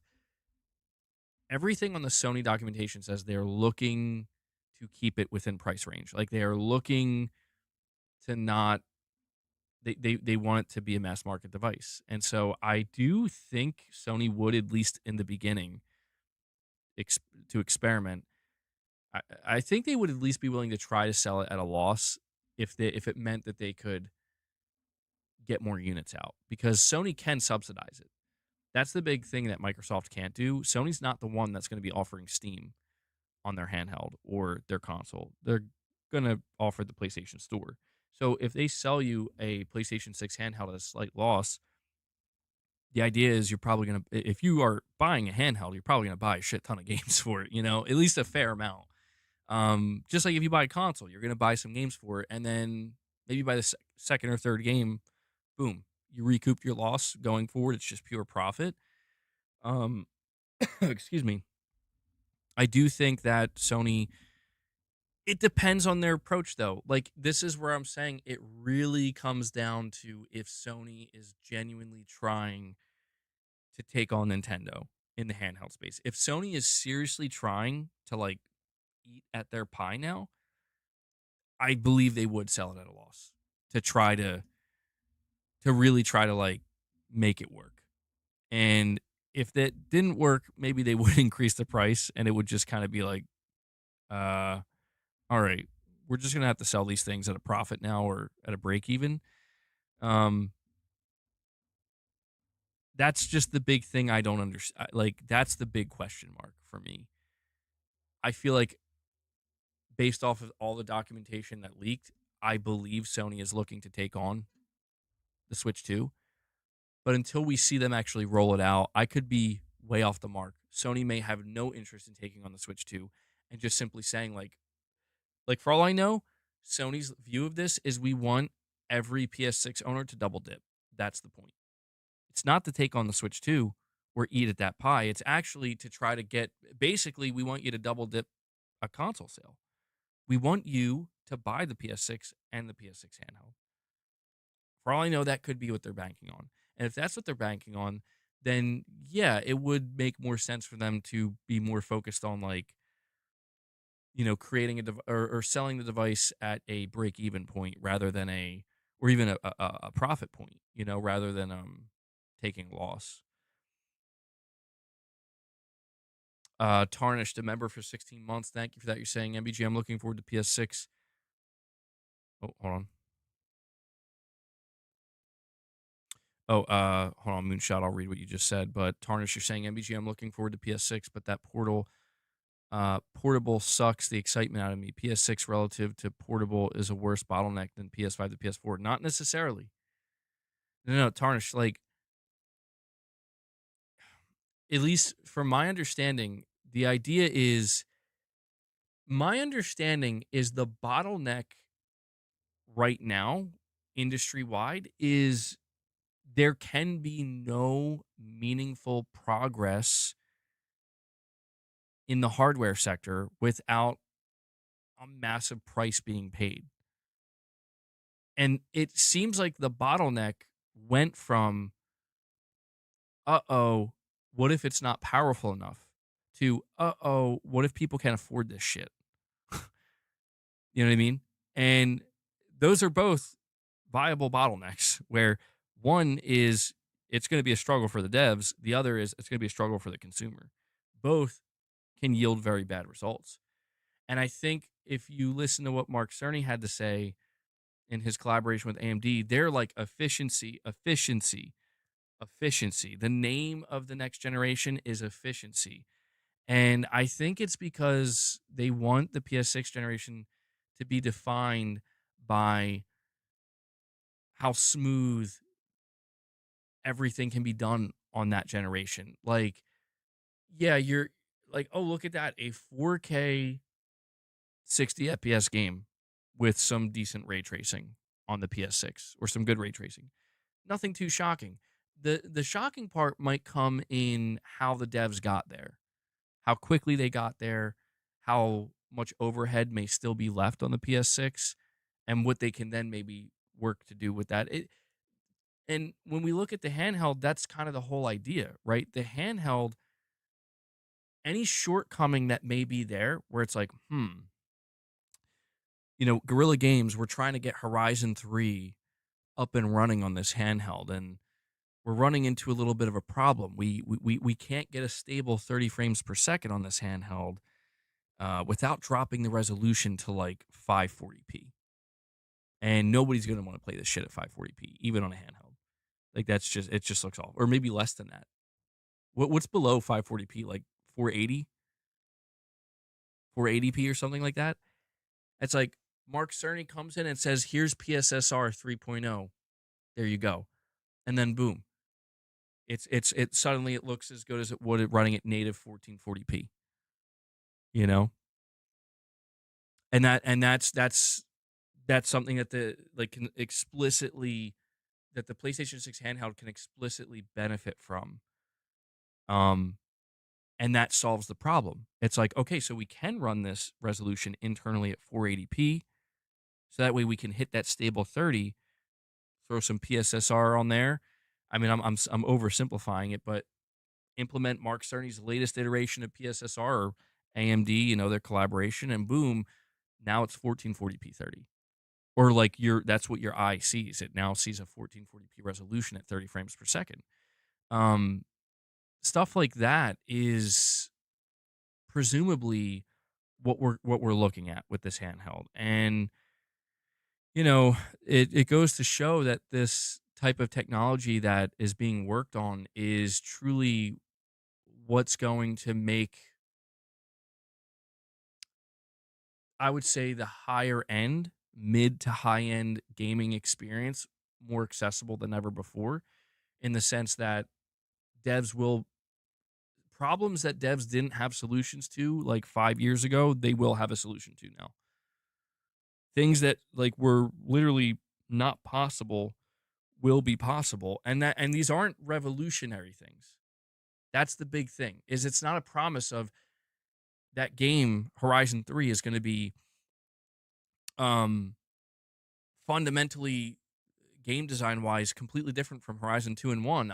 I think that's the thing that some people might find disappointing is it's like so what's the exciting what is the excitement factor here? The excitement factor is I can buy a PS6 handheld and play Horizon 3 on the go in pretty high fidelity at 30 frames. Well, is Horizon 3 good? Well, yeah, I mean, you would hope so, right? But it's like, that's a whole nother conversation, right? Is like, I just think the problems. Here's the big thing I'll say, Tarnished, with kind of what you're saying here. I think we need to go into this upcoming generation with a like understanding that the problems that plagued hardware and gaming in general, not all of them, but at least 50% of those problems that were there in 2020 that were there in previous gens are now gone. This is why I think Mark Cerny's he keeps using the term like it's a step, like it is a step change. And I think it's because this technology that's built on the fundamental idea of efficiency over like brute force, but efficient technology that every dev is going to want to start picking up and using. I feel like that may solve a lot of problems in like one swoop. Sorry if my mic's a little bit, if the volume's low.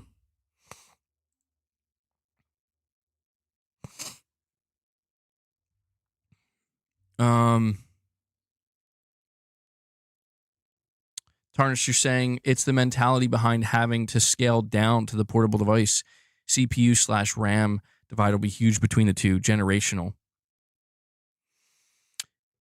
If I recall, the one thing that Moore's Law is Dead said is undecided right now, and this could be, what determines the pricing of the PS6 handheld.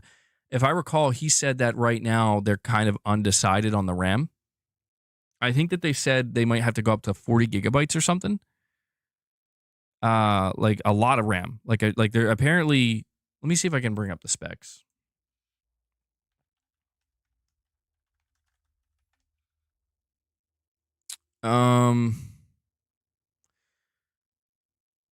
Yeah, so it says it'll have a 192-bit LPDDR5X memory controller with support for up to 48 gigabytes of RAM with a 15-watt power target. I mean, the RAM, I I don't know if they're gonna go that high. I feel like that'll make it.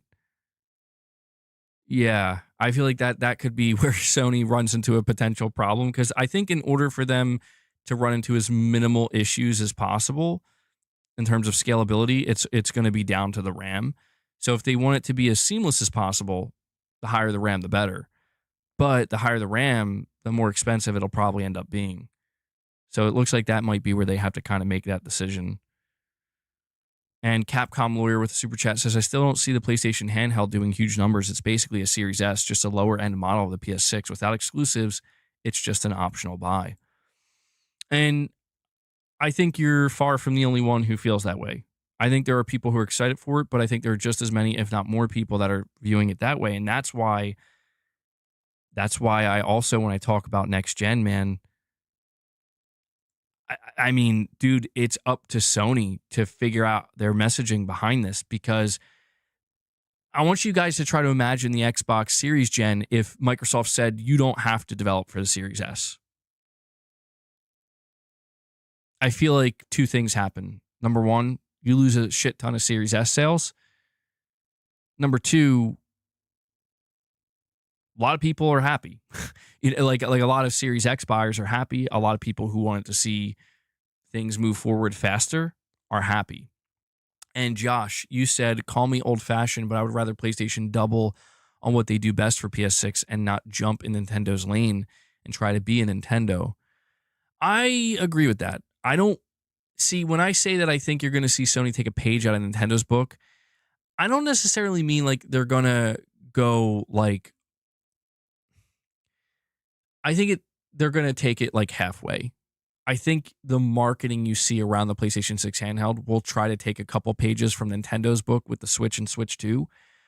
But I think at the end of the day, when you just observe it for what it is, you'll realize like, well, but that's definitely still not a Switch, you know? Like, that's not a Switch. That's not a Switch 2. I'm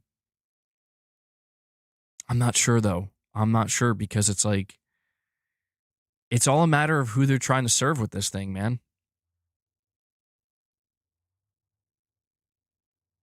They're going to have AI that can optimize games for multiple platforms. Yeah, right? By that point, it's just like, what? Yeah, I don't know where we go from there.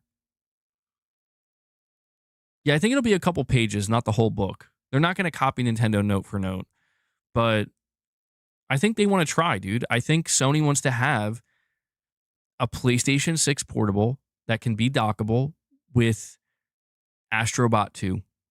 And I think they just want to see, like, can we do it? I mean, you know, if you're Nintendo, you're probably going to look at that and be like,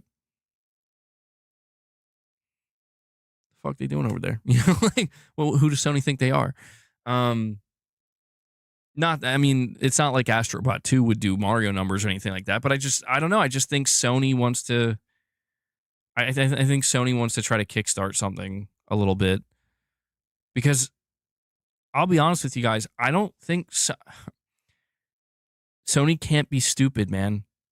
Like, I would love if Sony was a privately owned company that said, we don't give a fuck if the PS6 sells less than the PS5. It's still going to be awesome, and we're still going to support the shit out of it, and that's it. I would love that. I would love that more than anything. That's not going to happen. That's not what we're looking at.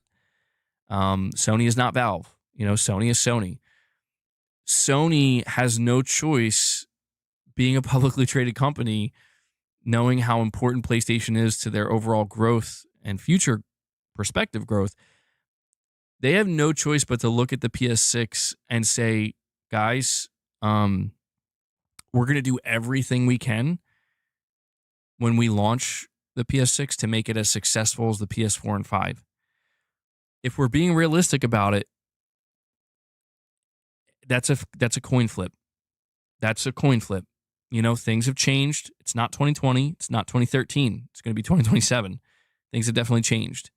So I guess what I'm just saying is, like, Sony, they probably feel like they have to do this. They have to have something else there, whether it's a good idea or not, whether it fails or succeeds. They can't just take the risk of,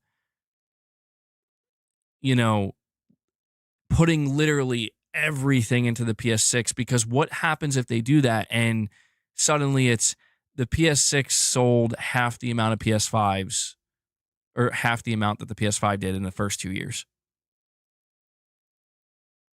I'll tell you, Sony's in fucking panic mode. And to be honest, I don't know that I'd be so against that either, because that'd be interesting. But Sony right now, again, they are. I think if anything, this is proof that they're not complacent. And I know some people may disagree with that, but it's just because I think what a complacent Sony would do is say, we're going to go make a PS6. We're going to make it expensive because we know everybody's going to buy it. And that's it. We're good to go. We're going to sell even more units, than we did the PS5. I think that's a complacent, arrogant Sony. I think this is a Sony that realizes that,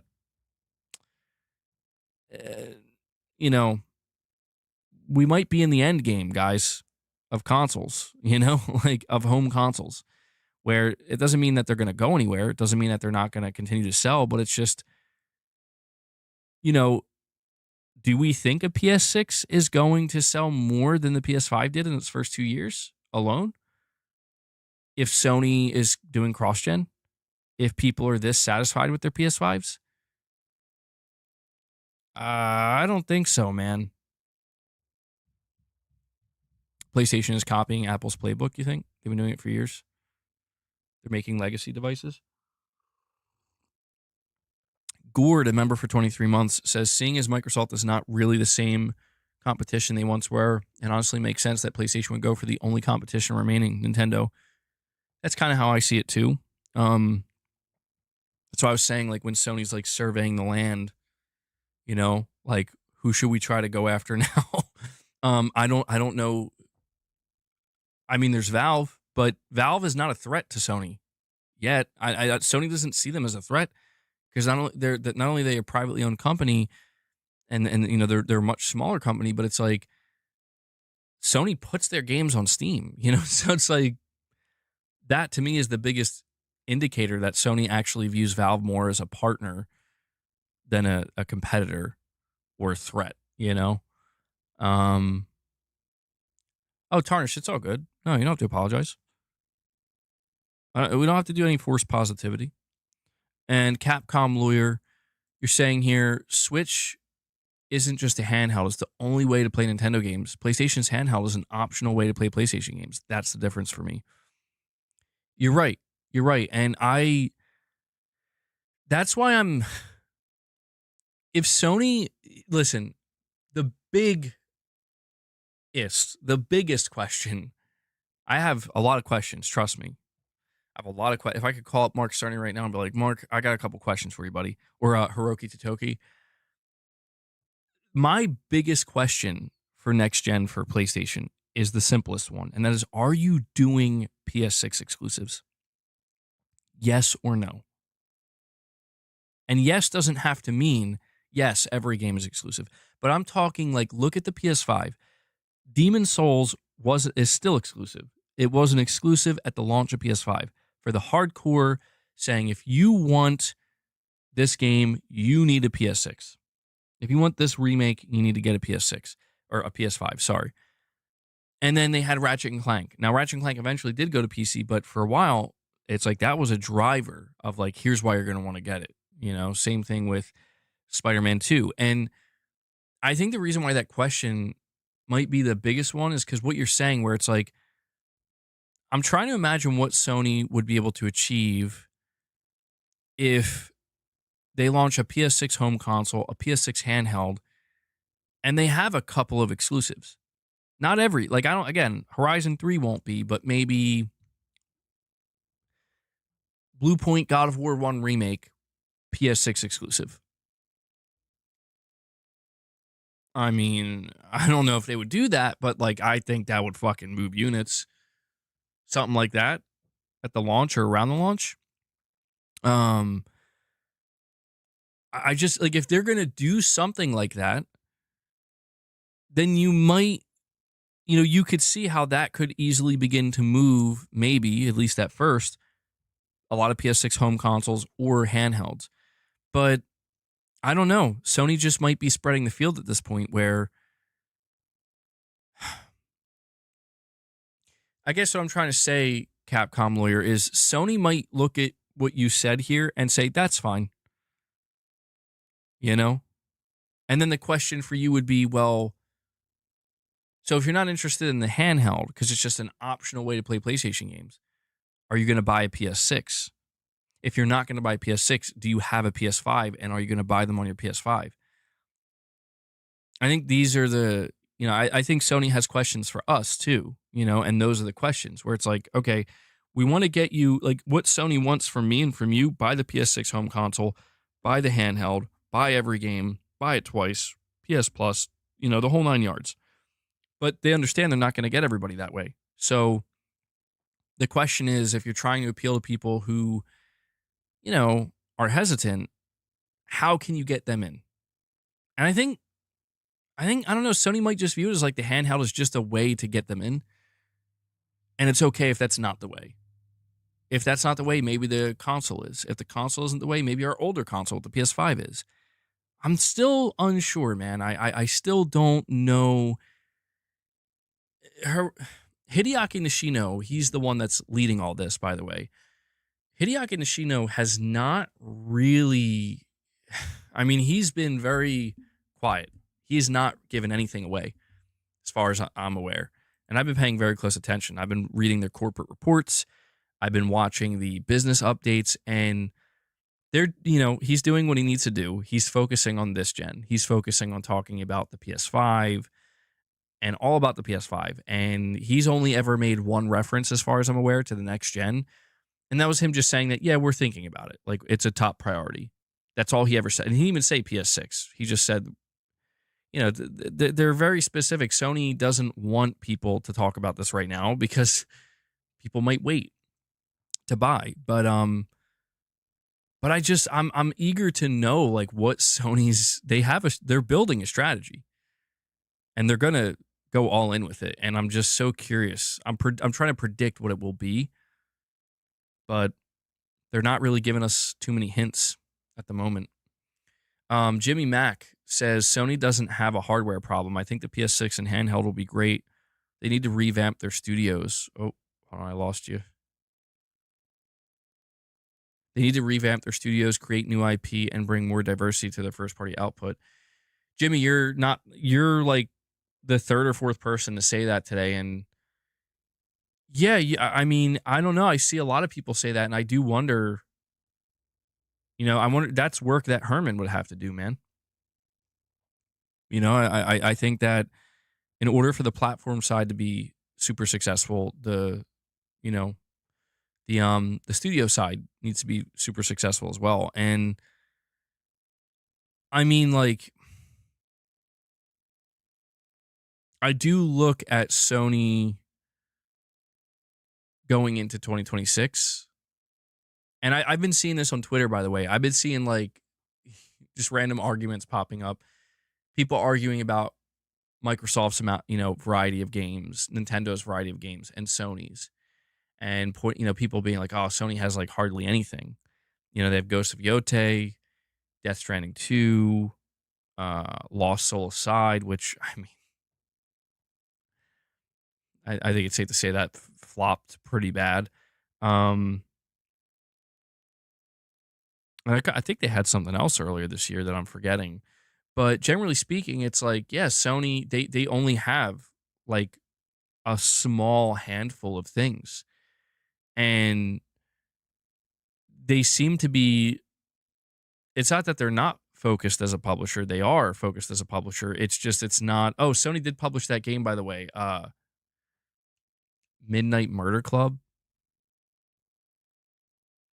So that's super rare. I mean, but that seemingly didn't go anywhere. I don't know if that's going to solve the problems necessarily, though, because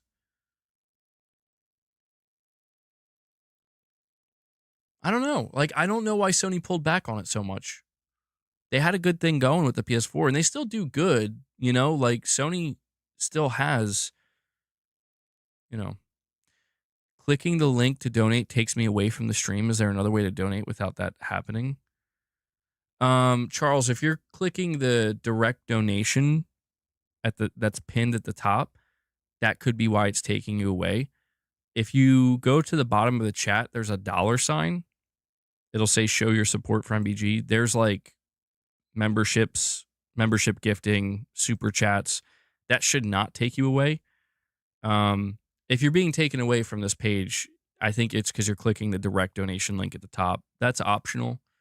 I mean, all of this is optional, but you can donate directly through YouTube chat as well. But yeah, Jimmy Mack, you're not the only person to say that today, man. A lot of people feel that way. And I don't know. I don't have an answer to that question. I don't know how to answer that. I don't know what to say about that other than like it could be a viable thing for Sony to try to pursue Herman, that is, going forward, where it's like, I mean, the only thing I will say is that Sony is definitely comfortable being a massive uh platform for third-party games. I mean, GTA 6 alone is probably going to make them more money. And that's I want you to think about this for a moment. GTA 6 and Call of Duty, those two games in the next 9 months are going to make more money for PlayStation, for Sony and the PlayStation brand than probably any first-party game this generation did. By miles. By many miles. This is why I think Sony's not done being a publisher. Obviously. Like, I shouldn't have to say that. But it's just the fact that, like, Sony could be done publishing and they would be fine. In fact, they'd probably save a lot of money. If Sony said, you know what, Naughty Dog, we don't want to spend $400 million on your next game.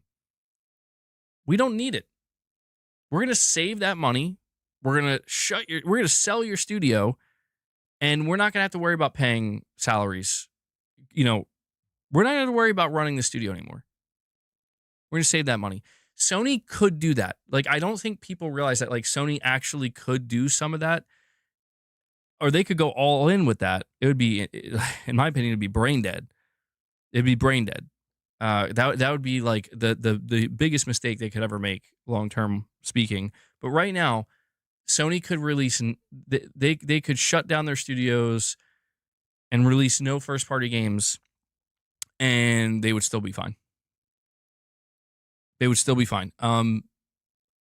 Obviously, none of us want that, but that's why, like, I'm saying this because when we ask ourselves, why does Sony seemingly only have, they're like razor sharp focused on like every studio needs to put out like a high quality award winning game.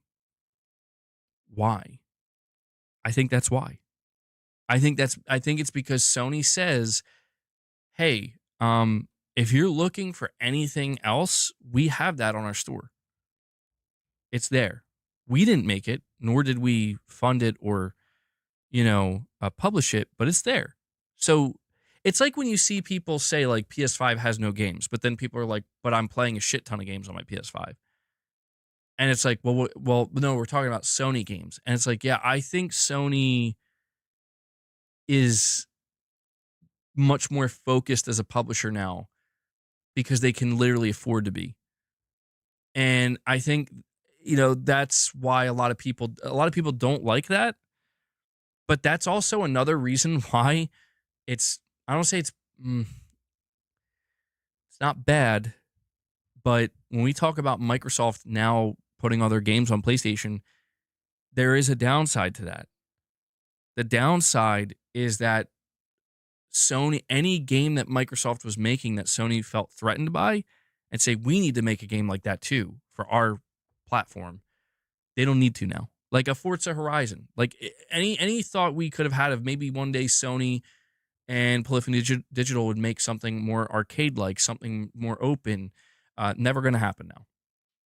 Because now Sony knows we'll get Forza Horizon 6, 7, and 8. Halo. Like Halo's coming to PlayStation. It's like well, to be fair, Sony did try to do a Halo. Like Killzone's never coming back. Like, that's the big thing here, is it's just like any hope of Killzone literally ever resurrecting, ever, for any reason, is completely gone. It's never coming back. And that's because, hey, you know that game that we made to try to take on that other game? Well, that other game is now here. So, more Horizon, baby. You're saying MBG Sony's biggest problem is they're not putting out enough games, bro. What are you talking about? Well, Piper, wait, are you saying that I'm saying that? Or are you saying that they're not putting out enough games? Because I think when we have to analyze the word enough and realize that that's different for each person. I think Sony's putting out good games at a slow pace. I would like more, but it's more important to me that the games are good. But hopefully we can get both.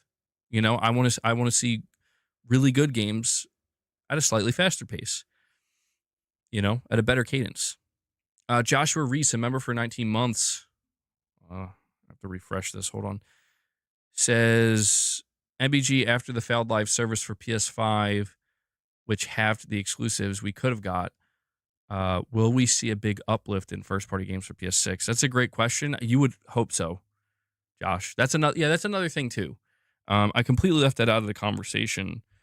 And dude, like Sony absolutely shit the bed with the live service push. They got a major cash injection investment from the higher up, from the board of Sony, saying here's hundreds of millions of dollars potentially. No, sorry. Here's billions of dollars. My bad. Here's billions of dollars invested in live service. All that could have been invested in single player. And that's the horrifying part. That's the horrifying part is that 3.6 billion that went to Bungie, take 1 billion of that. Just 1 billion, you could fund multiple games, single player games. I mean, it's a hard lesson learned for Sony, but that is the truth, man. Is if Sony did not get crazy about live service and said it like here's $4 billion, you're going to invest half of this. You're going to invest half of this into more single player games and more single player studios, and the other half into live service. We'd have a completely different situation on our hand. And instead, they said, "Here's $4 billion. You're going to invest literally like 7/8 of this into one studio. That is going to be the worst purchase decision you could ever make, and then the rest are going to be into other and like the only studios that were good purchases were like Bluepoint, Housemark, maybe Fire Sprite, Nixus was a good one. Outside of that, it's like you're saying MVG, the whole talk of Sony has no games is because they haven't put out very many games in a year. Well, yeah. I mean, that's the thing is it's like there's a push and pull type argument where it's like, well, Sony didn't put out a lot of games. It's like, that's true. But the games they did put out were really good. It's like, that's true too. And, really high quality. So it's like, that's why I feel like it's easier for Sony. Like if you had to choose which position to be in, again, if you have to choose, would you rather put out less games, but they're great games and be able to say, hey, whatever you're looking for that we didn't make, go browse our store. We have it there. Would you rather that or more games that are not good and then have less games on your storefront? You see what I'm saying? It's like, obviously, the ideal thing is not to have to choose between those. Capcom lawyer, you're saying, but if it runs better on the PS6, why buy it on handheld? Like you said in the past, why would anybody buy a Series S if games run worse? Well, I guess it's because if you look at the Series S, I want you to imagine you can take that on the go with you now.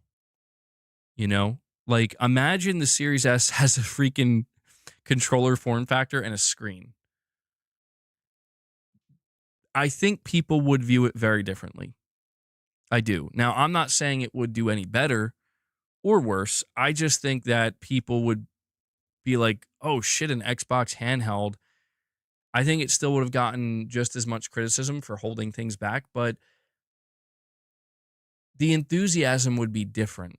And I think the enthusiasm would be different because there's just something to a lot of people, being able to play games in a handheld form factor or on the go is a novelty that seemingly never wears off.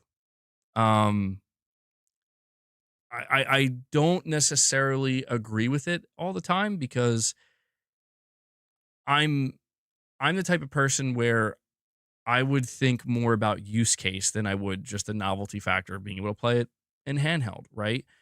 Um, Maybe when I was younger, I cared more about the novelty factor. Like, oh, look at this. I'm playing my game on the go, like that's cool. But for me now, as an adult, it's like I care more like, am I actually going to use this shit? Like, is this going to be useful or not? I'm more about the utility and practicality of it.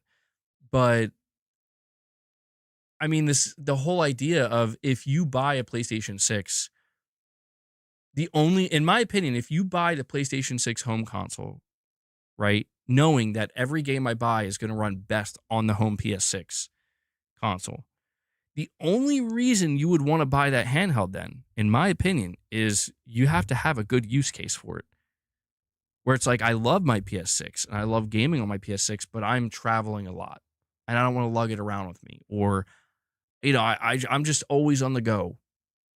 And so I want to be able to continue to play during those times. Then for that person, it would make sense to have both. The thing about the Series S though is like the Series S is not trying, it's specifically talking to one group of player, one group of gamer, and that is the gamer that wants an affordable entry point. And that's it. It doesn't offer anything other than it's cheap. And it'll give you access to quote unquote next gen, right? I feel like that's the difference between this handheld. Is this handheld I don't think is going to be telling you that. I don't think the handheld from Sony is going to say like it's an affordable PS6 option. I think it's going to try to carve out two different paths. One side is we just want the PlayStation enthusiast who's been waiting for another handheld to buy this on top of the PS6. And then the other path is we want to see how many, handheld enthusiasts in general, whether they're interested in the Switch or the Steam Deck, now they might be interested in this. I think those are the two lanes that Sony's going to try to simultaneously go down with this handheld. And I feel like when you compare that to something like the Series S, if we're talking more from a business oriented standpoint, just a more commercial standpoint, the Series S wasn't able to go down either of those lanes. The Series S was only able to go down one singular lane, and that is if you're interested in next gen but can't afford it, here's an option for you. And it's not a bad thing, on paper, but it didn't even work out that well. That's the craziest thing to me about it is like, to me, that was Microsoft's play to try to save this gen, knowing that they're going to be on the back foot with the type of lead that Sony has. And it still didn't work. And that will always be crazy to me because it's like, holy shit, man. Like, you guys, like, I know some people, we shit on Xbox sometimes, and people here certainly do, but it's like, they did try to put out like the cheapest next gen console in an effort to be like, we will get you with the price point, bro. And it just didn't work. It's just like people were like, It almost indicates that the pricing is not the problem, And that's what's fascinating to me is it seems like it seems like there's a sweet spot between performance and price that people look for and will gravitate towards. That, if the price is much lower, but the performance seems like it's really lacking or just doesn't seem worth it, You know, like almost like I'd rather pay an extra 100 or even 200 for something significantly better. I think that's the hard lesson that Microsoft learned this gen. Um, but again, man, I think that conversation completely changes if you look at the Series S. Instead, it's an Xbox controller with a screen that can play Xbox games portably. You know, and that's what's so weird is then you see the Xbox ROG Ally, and it's like that's what that is. It's like, but it's like $1,000. It's like, huh? So it goes in like the complete opposite direction. I don't know why Microsoft didn't just make like if they were gonna do a handheld with the Xbox ROG Ally, why not just make a native regular Xbox handheld? I don't know. Maybe it just wasn't ready. And Capcom lawyer saying more diverse, maybe Astro Smash. Whoa. Or Astro Kart. Come on, Sony. I would say, come on, Sony. Come on, Sony. Diversify. Diversify. Yo, Astro Kart. I mean, Sony. Come on.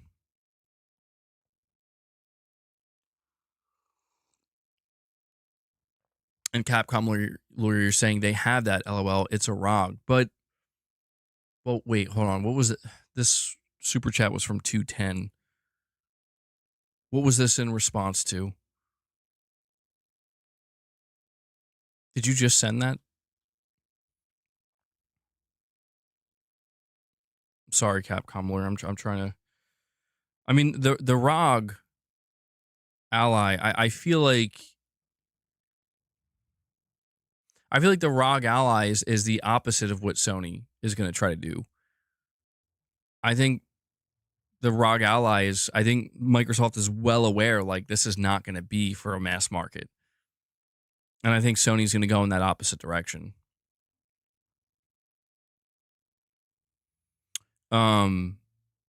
Raven X0, you're saying Sony just needs to make good games that most gamers buy, and will play the PlayStation 6 handheld.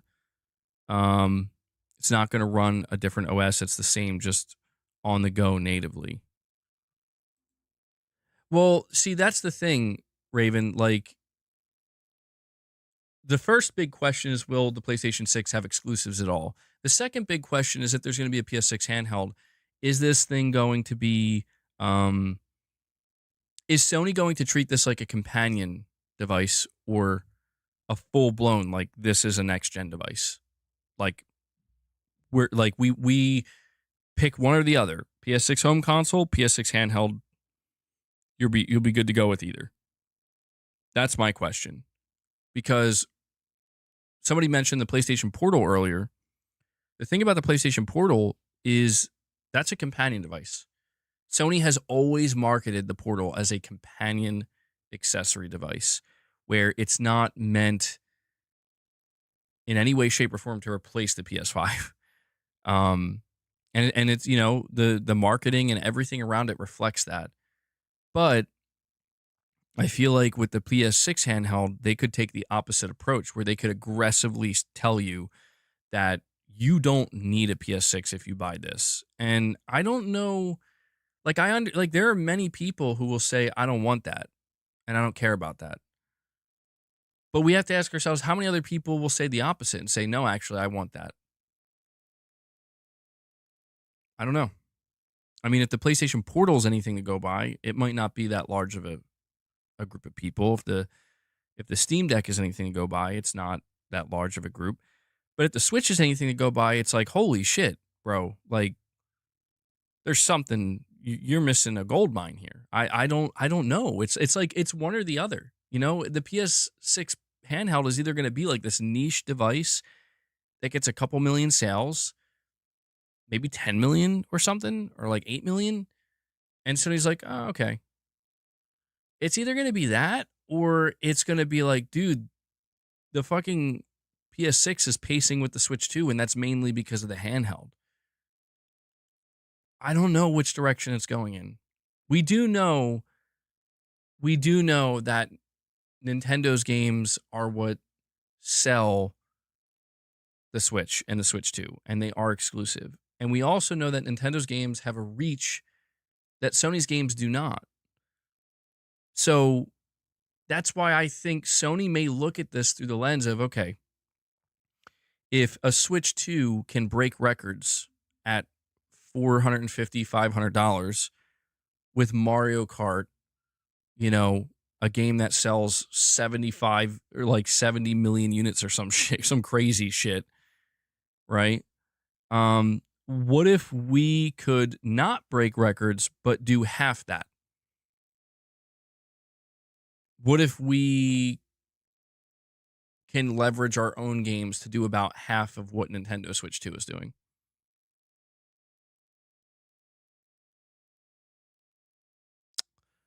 There might be something to that. Where it's like, okay, well, what about the other half? The other half will be made up by the PlayStation 6 home console. I don't know. It's just food for thought. It's hard to say exactly how they're going to play it. And we have a generic white male, a member for 20 months, says, thanks for the membership to whoever gave this to me. Been a rough year financially and health wise. I'm sorry to hear that, generic white male, but I'm glad you were able to receive that membership gift. And thank you for still tuning into the channel, man. Paul with the super chat says, handheld use case, downtime at work, playing on the train/plane, house lights shut down, wife wants to watch TV, are graphic hogs are the minority. Facts. Yeah, I mean, that's the thing. I want to get a PlayStation Portal because I've been realizing that I definitely have more use cases for a device like that than I realized. Um, I guess like when I first thought about it, I'm like, well, I don't travel or anything. It's like, well, you don't necessarily need to travel to have a use case for some of these devices. Sometimes it's just the convenience factor, you know? So there is that. And I agree with what you're saying here. And Piper, you're saying, MBG, I have a PS5. MBG, I have a PS5, but the ability of the new Xbox, more than likely, I'm going to skip the PS6 because Sony's going to support the PS5 for 10 years. And yeah, that's exactly what I'm talking about, Piper. See, Sony's biggest enemy, bro, like, is themselves. The biggest threat to the PS6 is the PS5, and that's the truth. And that's why I don't know what they're going to do. I ask you this question, Piper. Number one, what was your reason for buying the PS5? And number two, does exclusives have anything to do with it? Because this is why I think like Sony might have to go back to exclusivity, dude. They might have no choice. Because if Sony starts to realize that the only way you're going to move hardware going forward is through exclusivity, but I don't know. I don't think it's a. It depends, Mr. B. The reason why that would be a problem for Sony is because that's going to make it tough to grow their franchises beyond where they are. It's going to lower the it's going to create it's going to reduce the chances. I'm struggling with words here. It's going to greatly reduce the chances of them growing their franchises by a significant margin. Because what did we just talk about with Nintendo? What does Nintendo have that Sony doesn't? Nintendo has franchises that are like fucking, selling more than Uncharted and The Last of Us combined. And Sony obviously wants that too. The thing about Sony is they want to win on all fronts, and I don't know that that's ever going to happen. To a lot of people, they feel like Sony is winning on all fronts, but I mean, in terms of like winning big, being number one on all fronts, like I don't think Sony will ever be able to do that because I don't think anybody can. That would be like Microsoft being the biggest publisher in the world and having the most profitable storefront in the world and having the most amount of high-end console sales in the world and having the highest subscription in the world. It's like, I don't think you're not going to have it all. You're going to be weaker in some areas. You just, and it's just how it's going to be. It's why like Nintendo, like, oh, you sell the most units of your console and your games, but in every other area, you're kind of like, and again, measuring it the way these companies do, like you're still not making the most revenue. You're making good profits, but where's your revenue growth? What about the third party support? You know, that I have to admit the third party support for the Switch 2 is it's good, but it doesn't seem to be as game changing as I thought it would be. And it's like, well, what about your online infrastructure and all that type of stuff? What about your live service games, Nintendo? Like, so it's like even Nintendo can't win on all the fronts. Nobody is going to win across all fronts. And I think that that's kind of the idea is like if you look at the fronts where Sony is winning, quote unquote, winning or succeeding by a large degree, and you look at the areas where they're not, that's why I think exclusivity is like 10 million sales of a game on a single console is insanely good. 20 million is a lot better. And it doesn't have to be on a single console, right? I don't know. I'm not sure. And Capcom Lawyer saying again, that is Nintendo's only platform. They have diehards who buy their IP. GTA 5 never came to it, but still sold 153 million units. Third party doesn't sell it.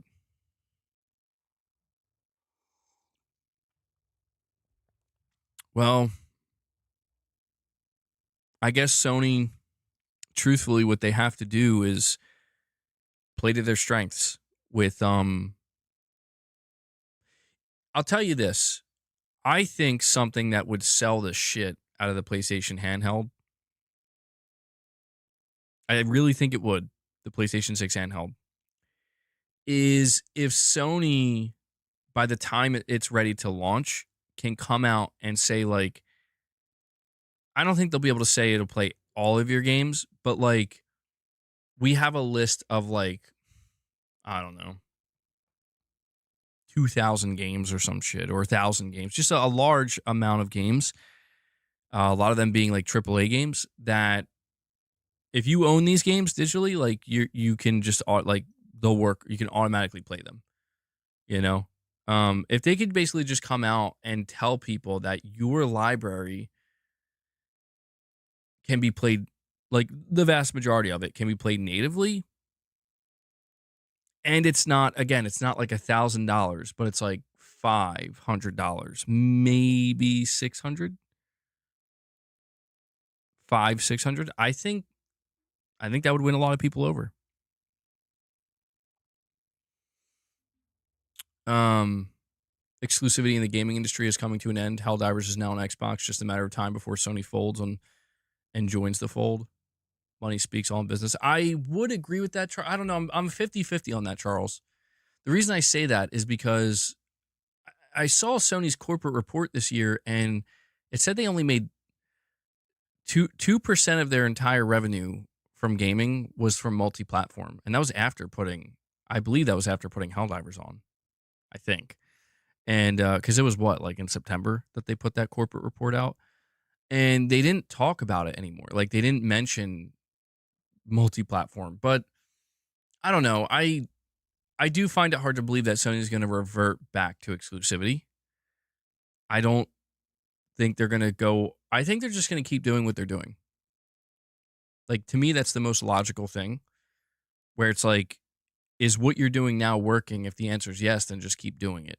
And I think it is working. I think Sony's getting the best of at least one world and a little bit from another. I think they're getting the best of having games be exclusive. Like, I don't know how many PC players right now are waiting for Ghost of Yotei, but Ghost of Yotei is clearly going to go to PC maybe next year, maybe a year after that.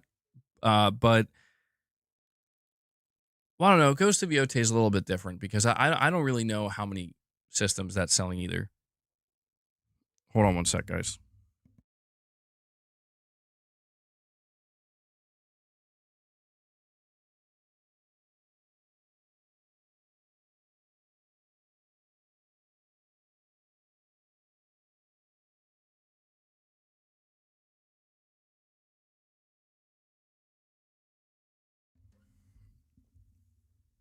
Capcom lawyer saying Steam Deck, like most PC handhelds, can play PC, PlayStation, Nintendo, and Xbox games. How does it play Nintendo games? Still doesn't help sell them to the masses, possibly to play everything on them. I mean, everything you're pointing out here makes it seem like Nintendo really is the kind of oh, emulators. Okay. Oh yeah. Okay. For a second, I read that as like they're playing the latest Nintendo games on a like. What was I miss something? And Corey Landiga, Corey the Legend comes in. He drops 5 membership gifts for you guys. Corey, thank you so much for that, buddy. Yeah, we've been dry on the membership front today. But we had a couple members earlier. Now Corey drops 5. That brings us to 7. I'm no hero. Never was. Never will be. Thank you again, Corey. I appreciate it, man. Yeah, I don't know. I don't know. I don't know what Nintendo's secret is, man. There's been like 3 or 4 Switch emulators. Won't be long till there's an emulator for the Switch 2. Nintendo will no doubt be pissed. Yeah, doesn't Nintendo like go crazy over that shit and like immediately take it down? I don't know. I don't pay that close attention. Capcom lawyer saying I play latest Zelda games on Steam Deck. LOL. Uh-oh. Don't go around saying that, man.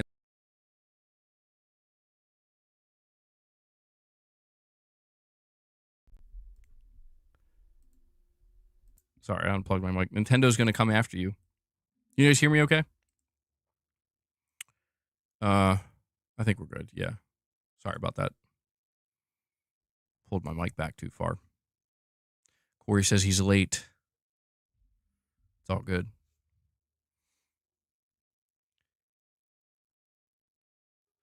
Well, yeah, I don't know.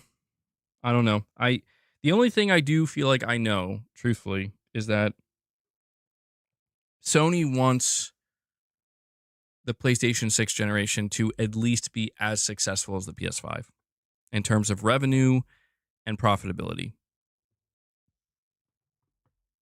And I guess I just think that what they're doing with this upcoming handheld is going to be a pretty significant attempt to make that happen. Will it work? I'm not sure. And we didn't even talk about the Xbox Magnus, you know? But that's kind of the biggest difference is Microsoft doesn't care if if they reach mass market success. Tarnish is saying GTA 6 won't come to Switch 2. Impossible to run unless massive graphical and world simulation cuts that would rob it of its design fundamentals and visual identity. Is it over for Switch 2? I don't think. No, it's definitely not over for the Switch 2, but I think Sony would shit their pants if GTA 6 was announced for the Switch 2. They'd be like, "Yo, hold on now."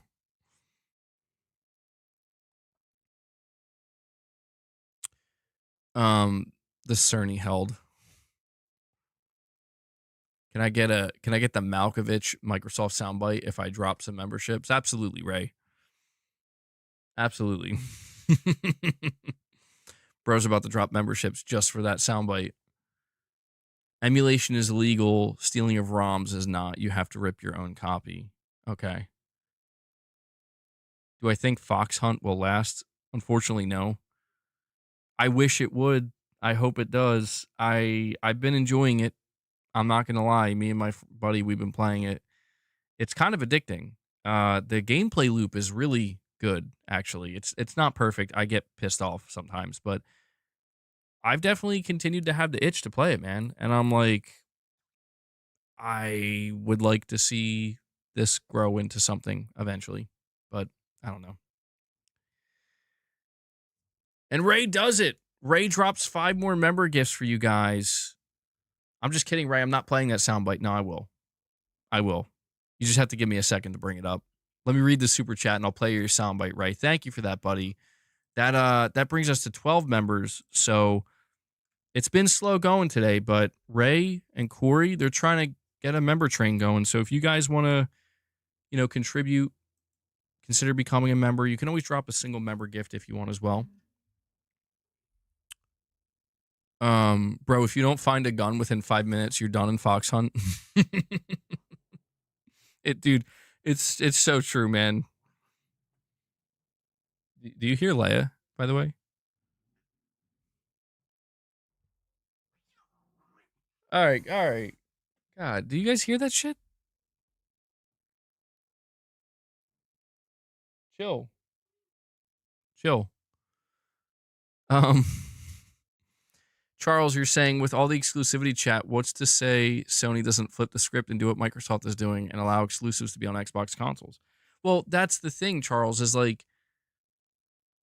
the Series X and S are going to wind down in the coming years.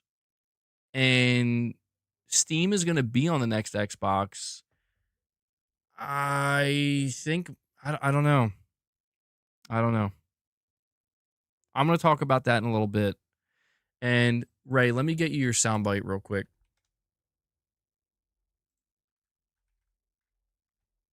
I owe Ray a soundbite. Let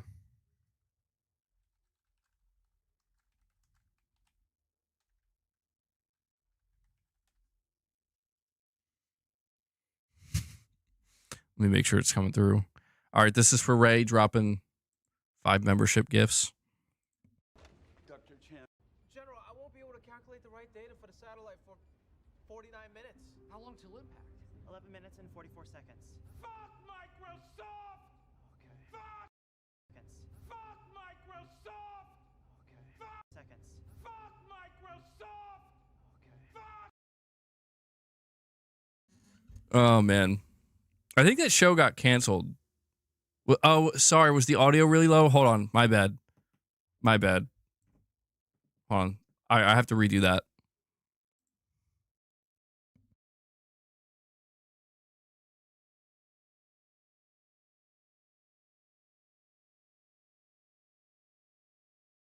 Dr. Chan. For 49 minutes. How long till impact? 11 minutes and 44 seconds. Fuck Microsoft! Okay. Fuck! Impact. 11 minutes and 44 seconds. Fuck Microsoft! Okay. Fuck! Seconds. Fuck Microsoft! Fuck Microsoft! All right, there we go. I think that show got canceled, didn't it? The line delivery. John Malkovich. Dude, yeah, I was laughing when I was watching that. I was like, man, imagine Space Force having some problems because of a Microsoft Windows update. Thank you again, Ray, for the memberships. And we have Piper with a $10 super chat. Piper, thank you for that. You're saying, MBG, nobody is paying attention to what Microsoft is really doing. Either PlayStation stays stagnant or they grow and come straight to Microsoft because Microsoft is PC. Imagine playing PS games at 120 FPS on Xbox. It's over. All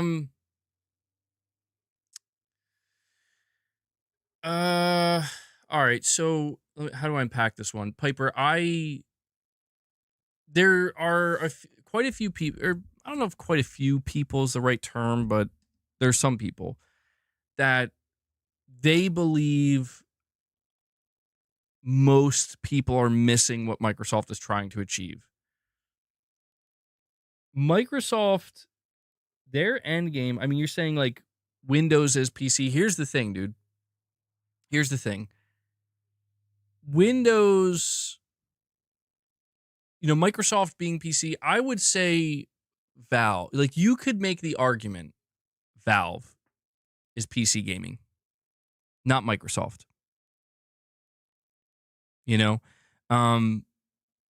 Microsoft has Windows, and Windows is massive for them. But you have to ask yourself, how does Microsoft make money through Windows? As far as I understand, Microsoft makes their money through Windows through their software, such as, Office and Teams and all this different stuff that they package into it that is mainly utilized at an enterprise level, but also on a commercial level to a degree. But I think PC gaming is Valve. And, we can talk about the idea, and we will, obviously. We talk about the idea of the next Xbox Magnus, will ship with Steam on it, or you can download Steam because it will have Windows 11. So you buy Xbox Magnus, you enter Windows mode, it's full Windows 11, it's a full PC, download Steam, and boom, the entirety of Steam is on this box, on this Xbox, right? The thing about that though is, let's say, so like, Piper, I have a question. If you're gonna buy this next box, right? Next box, this next Xbox. If you're gonna buy this, what storefront? Like, do you plan on using Steam?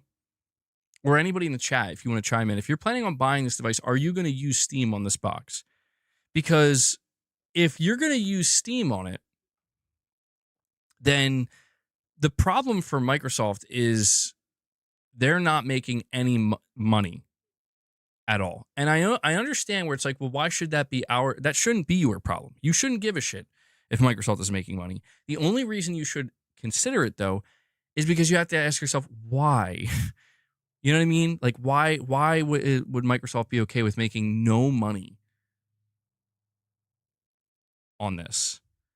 And my understanding, if I understand Microsoft's bigger picture play, you want to know what I think Microsoft's bigger picture play is? My thought is I think Microsoft is going to wait for Gabe to pass one day and then try to make a play to acquire Valve. That's what I think. I don't think I'm the only one who thinks that. I think Microsoft's true long-term end game is they want to get Valve. Doesn't matter how they do it. They want to make it happen. I really think that. You're right. Gabe would never sell Valve. That's why I'm saying once he, you know, I think Microsoft will play the waiting game, bro. But I think that's what I think Microsoft wants Valve big time. I think they want Steam. But in the here and now and the, you know, short term or even midterm, I think Microsoft's end goal here is to basically accept, I think they have accepted that we can't win on the storefront. We like, Microsoft lost the storefront war. They lost the console war, but they also now are seemingly losing the storefront war, where by them opening up their next hardware and saying, we will allow Steam on here alongside any other storefront that's available on Windows. The biggest difference between Windows and the Xbox ecosystem is Xbox was always meant to be a closed ecosystem. And the whole reason that was the case was, well, because that's how you would make your money through your storefront, and you would subsidize your hardware and the whole 9 yards. Microsoft is not doing any of that anymore. They're doing the opposite of that. And when you look at that, I think it's safe to say that Microsoft's end goal here is to just basically make their profits in gaming off of successful storefronts that aren't theirs. And I think they don't really care about what happens to their storefront. I think they will continue to have a storefront. They'll continue to maintain it and try to get as many games on it as they can. But I think in the long run, the bulk of Microsoft's profits will come from the PlayStation Store, will come from Steam. You know, and of course, they'll still get something from their own Xbox store, but I think that'll be a store that's just another option that most people don't consider and don't use. It will certainly not be a dominant storefront. You're saying Gabe would pass his company to his children? Yeah, but I could see Microsoft doing something crazy one day where, like, once Microsoft knows Gabe won't take any amount of money, but whoever inherits Valve, I could see Microsoft being like, listen, we're going to give you $80 billion. You know what? Screw it. We'll give you $100 billion. I think Microsoft will pull some crazy shit like that, dude. Because think about it. Could you imagine if Microsoft owned Valve? Oh my God. It's like, dude, I think that would be PC gamers' worst nightmare. Would it not?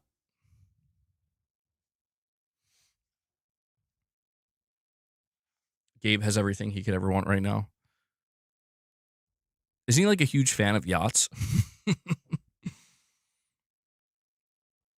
You're saying, see, that's where me and you are different. I don't care about Microsoft's money. I'm a gamer. I play games, and that's all I care about. And that's fine, Piper. That's how it should be.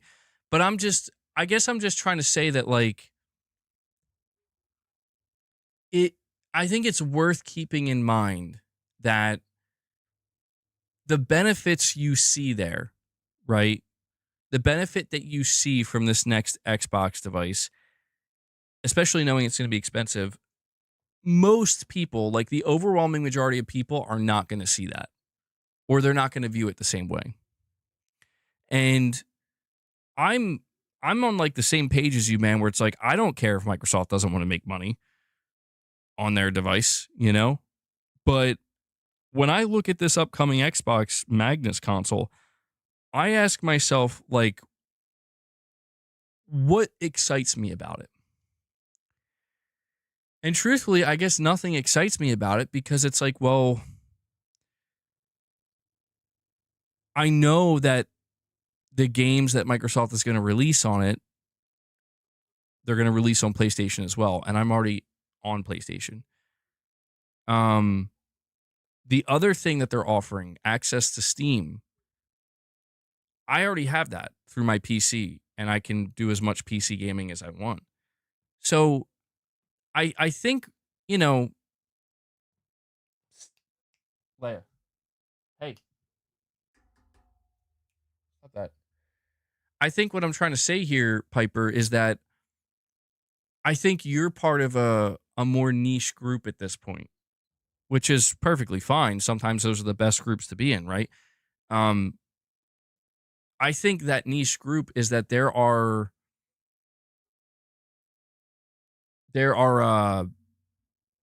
I would say probably no more than 10, maybe I think 15 is pushing it.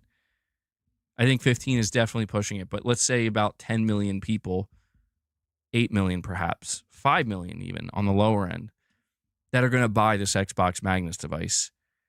And those people, I'm certain, those people are the ones that have been playing on Xbox for a long time and are committed to it. They have a library of games. And the only way they're ever going to leave Xbox is if there's just nothing left at all.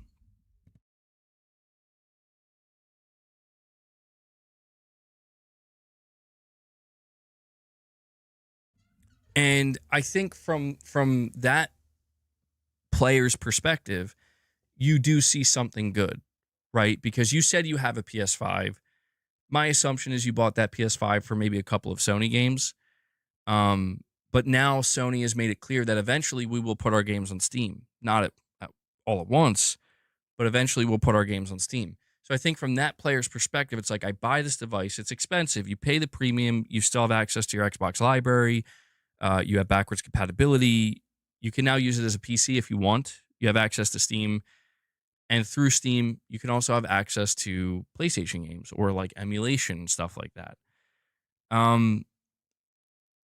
I think if you look at that, it's like, yeah, you could see how if it's somebody who's still really into Xbox, that's something that seems worthwhile to them and like a pretty good upgrade overall.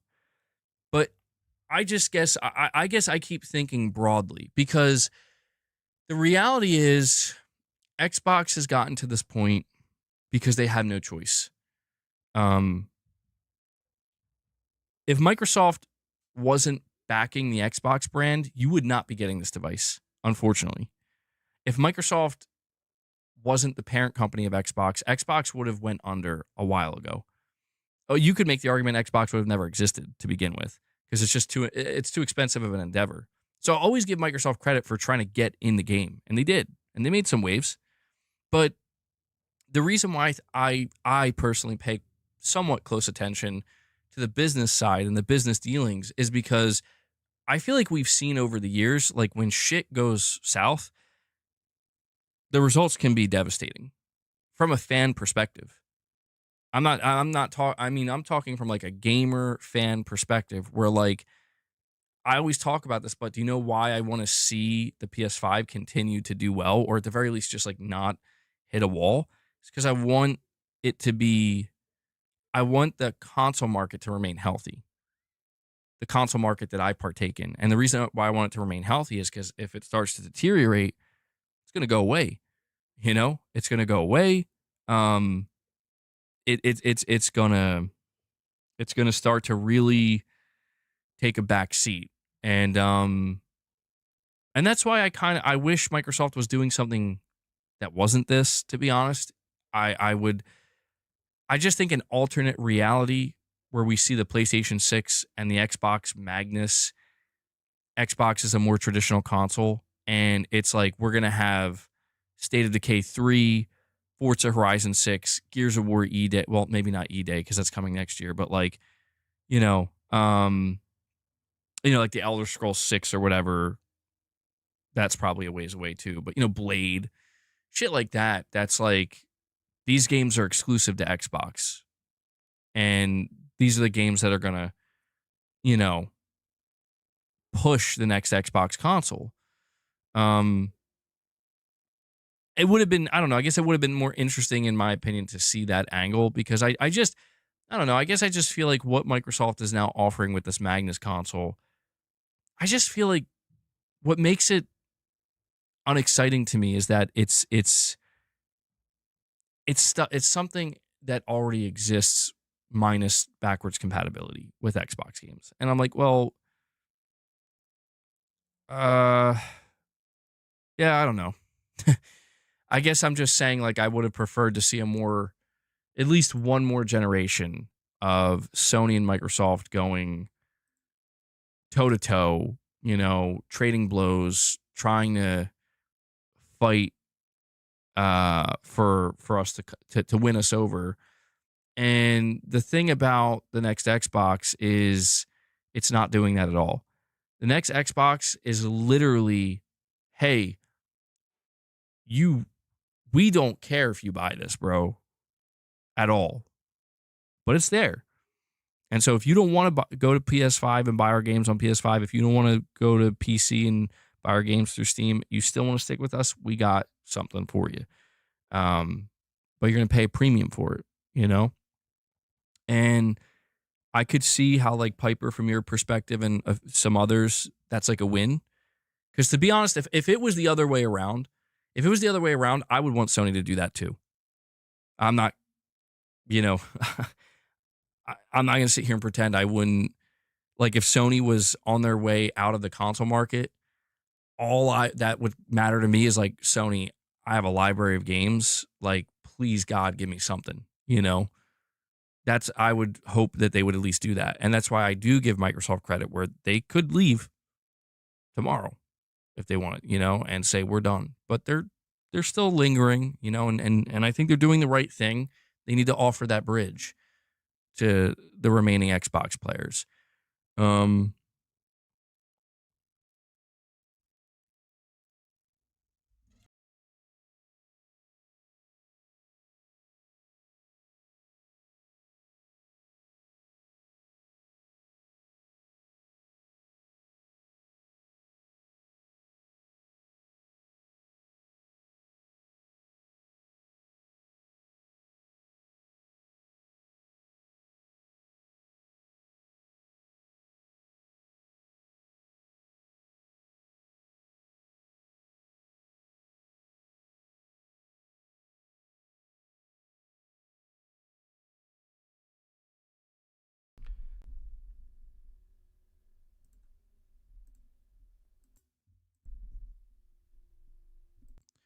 Sorry about that. Can you guys hear me okay? Was my mic starting to go now too? Or maybe it's the wire. Maybe I need to replace the wire. Sorry about that. I don't know why I was doing that. Well, Piper, I don't, for me, I don't think it's so much doom and gloom towards Xbox anymore. And I know this is going to sound dramatic, but it's just like mourning. It's like Xbox dead. Like, there's this whole conversation of, like, is Xbox dead? Are they not? It's like, no, they're not dead. Like, obviously they're not, but something did die. Something, a major part of what made Xbox what it was, and was a major part of its identity, has been erased and has been buried. And Microsoft was the one who did it intentionally.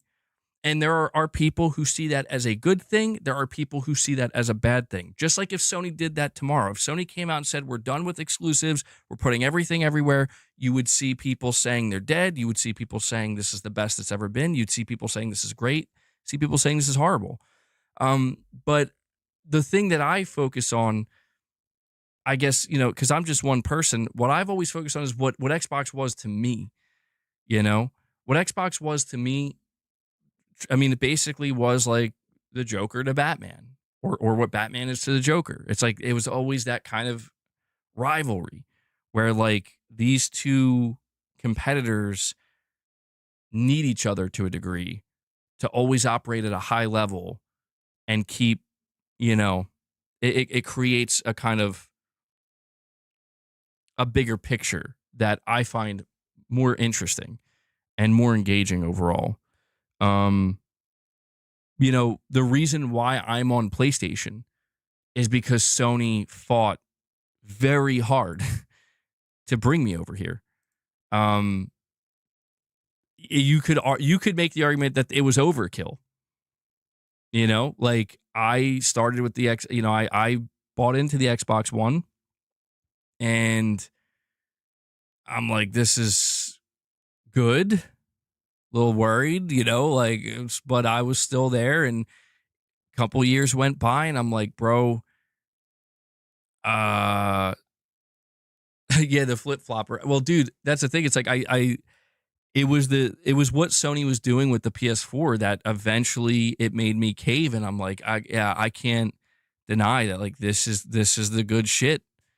Like this is the good shit that I'm like asking Microsoft for, and they're not bringing it.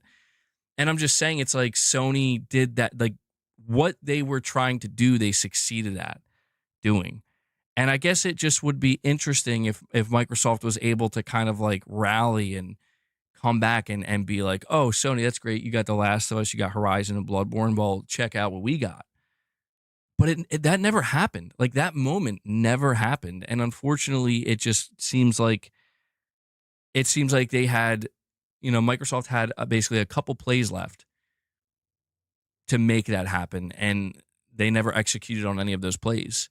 And by the time they made their biggest play, which is the $80 billion acquisitions, it's like time's up. The buzzer, it's over. Like it's like they went to go do the full court shot. You're down by like 3 points or 2 points or whatever. They do the full court shot and they make it, but it's like the buzzer the buzzer rang right before they shot it. It's like, that's crazy. You did it, guys. You finally did what you had to do. It came in a different way. It's not the best analogy, but it just feels like, they were supposed to turn it around. And I don't know. It just feels like things were supposed to be different. And this is why I'm saying like the next generation truly is going to be different, because you know what Sony's not going to have? Sony's not going to have an aggressive Microsoft. And that makes me a little sad. Microsoft is going to be there, obviously. Like, they're not gone, but Microsoft's going to be passive, dude. And that's what's going to be so different this time around, is like when we, back in 2020, we watched the Future of Gaming event for the PS5 in June, and we were like, holy shit, bro, it just got real. But then in July, it's like Microsoft's like, it's our turn now. And we're like, let's see what you got. And when we were done, we were like, oh, geez. It's like, okay, they have Craig. And, there was like this layer of disappointment. And the doom and gloom comes at that point. The doom and gloom was, you guys got to be like, what? Like, still? And yeah, man, now it just kind of feels like going into 2027, there's going to be an Xbox showcase, but it's like, it's a PS5 showcase now too. And they'll show a device, but it's like, that device is not going to hit because it's you know, I don't know. I think it's like when I look at the Xbox ROG Ally, I'm like, dude, like, I don't think anybody cares about this thing, man. And that's fine because it's like Microsoft is like, well, that's fine. We don't really care if they care about it. It's like, okay. But to take that to the next level with the whole console, I'm like, I don't know, man. Like, Sony's gonna come out and really try to fucking beat us over the head about why we're gonna need a PS6. Like, we're gonna want a PS6, bro. I think Microsoft's just gonna come out and be like, buy our games. And that's fine. Like, I'm not saying that's wrong. It's just, it's the fact that it's Microsoft. It's Xbox. It's like, that wasn't ever supposed to be Xbox. You know, like Xbox was supposed to be the one to say, no, don't buy Sony's console, buy our console. Because check this shit. But maybe it was never meant to be that way. Maybe the Xbox 360 fucked me up completely. Because the 360 was a fluke. And it's like, that was a one-off anomaly. And it was never supposed to be like that. And we have PlayStation Pete, a member for 45 months. He says, for PlayStation to not hit a wall, I have 2 words for you. Bloodborne. In 2 days, Nintendo should announce the Switch 1 outselling the DS. GTA 6 could put PS5 at 161 million units sold, since many former Xbox fans jumping ship. Yo, PlayStation Pete, you're thinking GTA is going to let the PS5 do PS2 numbers. I don't know if I agree with that. I definitely don't agree with that. That'd be crazy. Yo, could you imagine Jim Ryan? He'll come out of retirement just to gloat for a little bit. Nah, but I think GTA 6 will really help the PS5, but I don't think it's going to get it to those numbers. But yeah, we do need Bloodborne. A GTA 6 and a PS5 version of Bloodborne, maybe. Maybe those two things could do it. MBG, there's a reputable rumor going around. It says the GTA 6 trailer 3 will showcase the new weather system, including hurricanes and floods. Yo, that's going to be crazy. It's getting too real up in here, man. It's getting too real. I don't know about this.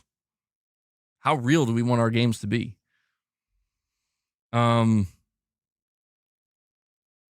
Yeah, it's going to be located in Florida. Well, again, man, like the console wars are dead, man. They just are. I see, you know, I observe what's going on around me in this space, and there's a lot of people. It's, you know, it's not going to go away overnight, but there's a lot of people where like they want to maintain the conversations. Like, I get, it's like, oh, is Xbox dead? They're not dead. It's like, guys, nobody's dead. Sony's not dead, but PlayStation isn't dead. Xbox isn't dead. Nintendo isn't dead. The more unexciting reality is they've all basically just agreed to do their own thing and not play against each other anymore. You know? And I think that we've seen decades of deep, intense competition. And this is, I think, the first time we're seeing a complete just stop. You know, I mean, we saw it before with Sega, of course, but I guess it's just, I think it hits different with Microsoft because Microsoft isn't Sega. You know, Microsoft is like one of the biggest corporations in the world. And now there's basically this big argument where, and I don't know why it's an argument because it doesn't make any sense to me. Like I try to get it through people's heads where it's like the argument that people continue to try to have is how like Sony's going to do this and that to one up Microsoft, or Microsoft's going to do this and that. And like they keep saying Xbox is dead. Xbox ain't dead. Like, you know, and they're, you know, you see certain people, they try to make it seem like Sony's playing a dead man's game, you know, or some shit like that. Where they're trying to make it seem like console sales are, you know, like Microsoft's in the future and Sony's lagging behind. They're going to be too late. It's like, guys, I don't think you understand. Microsoft wants Sony to succeed. Like, you remember the panic you saw from Jim Ryan and Sony collectively when they thought that Microsoft was going to take Call of Duty off of PlayStation? that panic is just as real for Microsoft if PlayStation fails, because it's clear like Microsoft needs that more than Sony does. Like they make the lion's share 70% on Call of Duty. You know, it's like I don't think people realize that Microsoft literally is cheering on the PS5 and the PS6. They're cheering on the Switch 2 because Microsoft's profit margins, and this is why I encourage people to pay some, just have a little bit of understanding or try to pay some attention where that Microsoft's profits are now made through publishing, not hardware, not the subsidization of our hardware, not their storefront, not even Game Pass, dude. Their profits are made from publishing. And guess who the biggest names are in the game in terms of storefronts and overall, you know, exposure to the wider market? Sony, Nintendo, Valve. So, you know, when you see people on Twitter and when you see certain content creators or whatever, they and I get it, you know, it's why sometimes when the news is real bad for Microsoft, people tend to think that we're over, like at least I'm over here screeching Xbox is dead, and in reality, it's like I've been saying this for a while. Where it's like it's not that they're dead.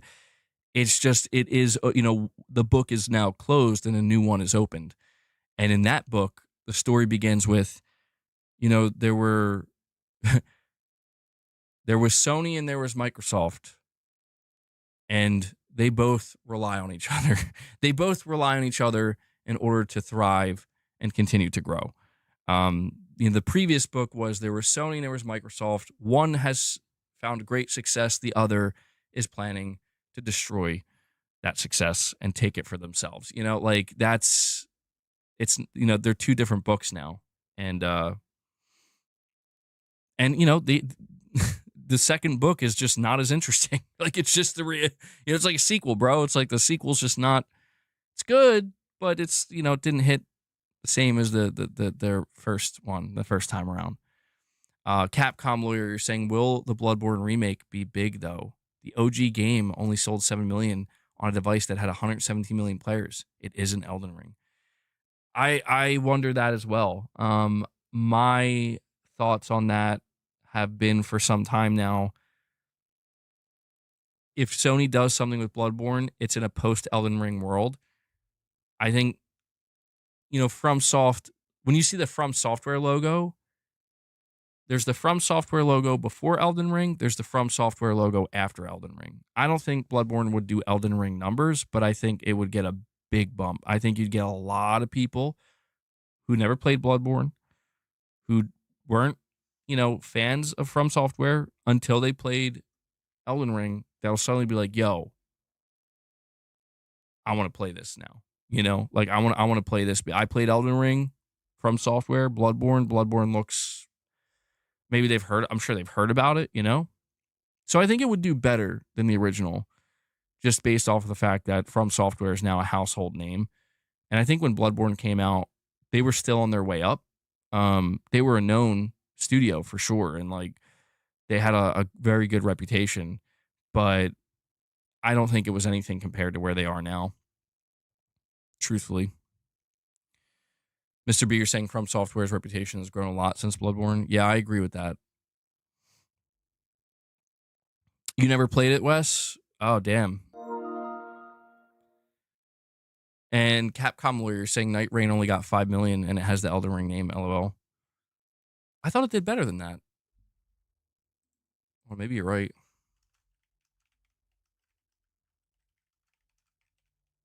Night Rain sell. Oh, you're right. It says Elden Ring Night Rain has sold over 5 million copies worldwide. I don't know. I guess the real test would have to be, because I mean, I don't know. Maybe people look at Night Rain and they're like, well, that's not. Maybe what people need is Elden Ring too. So I don't know. I see where you're coming from. I would say Bloodborne could at least be a 10 million seller. I feel confident in that. If they did like a PS5 and PC release, I think maybe not I don't think it would be up front. Like I don't think it'll hit 10 million in like a couple months. I think in like a year, it could hit 10 million or more potentially. But I think it could at least hit 10 million because if it did like 7 million prior to Elden Ring, and I think it'll also depend on how they market it. Like from the creators of Elden Ring, the next single player game or a reimagining or remaster of one of the greatest single player. I don't know. Market that shit. That's true. It's multi-platform. Yeah. Well, I don't think it would fail. I feel confident in saying that. I don't think it would fail. But yeah, that's the thing. I mean, like, if you have like 100 million PS5s out there, you want, like, come on. Like, at least 30 million of you fucks will buy Bloodborne, right? Like, I wonder, I do wonder, man, how Sony, I don't know, you look at Nintendo and you're just like, how do you do those numbers? I don't know. Is it like, would it be bad? I don't know if we want that, dude. I've been thinking about this. I'm like, do we really want that? Because like, isn't one of the biggest? I don't know, man. Does Nintendo suck? Like, I'm asking that innocently. I am like, I don't understand. What is it that makes them tick? What is it? Because I see so many people. I mean, like, they fucking hate Nintendo, man. Like, Nintendo gets the ire like I've never seen. Like, it makes the hate that PlayStation gets look tame, look like child's play. And I'm like, what is it? I don't understand. Like, how can Nintendo do these types of numbers and seemingly find this level of overwhelming success, and yet the vitriol and the ire that I see from the gaming community is like, it's unrivaled. What's going on there? Like, there's like a major disconnect from me. Like, I don't understand what's happening with Nintendo. I don't understand Nintendo. I try to understand, but I'm like, I don't get it. Like, is it the fact that it's just it's their brand is so ubiquitous, like anybody can jump on? Is it the epitome of like the casual? But it's, I don't know. And Carlos, a member for 10 months, you're saying, I'm worried Sony may get rid of physical media for the PS6. The next Xbox is a PC, digital only, and Nintendo killed the format with empty key cards. I don't think they will. Carlos, it's worth noting that Tom Henderson confirmed the next PlayStation will ship with a disk drive. They will have a disk drive model. So there will be that. Number two, Hideaki Nishino gave a keynote speech at Tokyo Game Show this year, and he pretty much said, somebody reported that he basically said they still care about physical games because there are some regions where PlayStation is very prominent that, they still buy physically and the internet isn't great. So that was just this year. So I don't think you have to worry too much, Carlos. MBG, their main IP games regularly get between 88 and 95 scores. But that's what I'm saying. Like, where's the hate come from? Does the hate just come from the pure business practices side of it? The more successful you are, the more hate you can get sometimes. That's true too. PCMR hate Nintendo. It's the kids, they don't care about the hate. Yeah, I don't know. I can't quite figure it out. I mean, I've not been interested in Nintendo since I was like 10 years old or 9. I don't know. They lost me somewhere along the way, and I've watched a couple of Nintendo Directs since the Switch 2 came out, and I'm like, I am out. I don't hate this.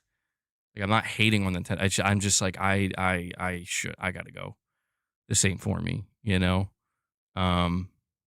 respectfully. Like I don't even have it. I don't have it in me to even hate anything they're doing because I'm not.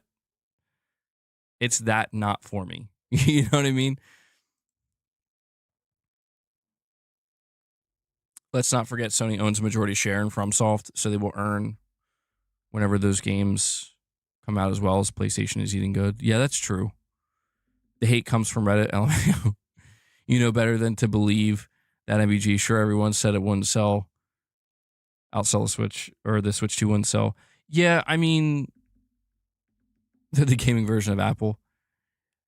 Yeah, I don't know. I mean, the big thing I see is people seem to despise some of Nintendo's business practices. And I won't lie, man, like I remember I was watching that, I think it was the last Nintendo Direct, and they're like, we're going to sell you the fucking, oh my God, what was it? It's like the failed VR set or whatever. I always forget the name of it, but they're like, we're going to do that. And then you could buy the games, but you got to buy the device separately. And I look at shit like that. I'm like, what the fuck, bro? You guys know what I'm talking about? It's the red heads. It was like bad for your vision or whatever. It was like the biggest flop they ever put out. Somebody knows the name. The Virtual Boy. Thank you. Yes, the Virtual Boy. Like I saw that and I'm like, is that why people hate Nintendo? Because I'm like, I can kind of get that. It's optional. It's already sold out.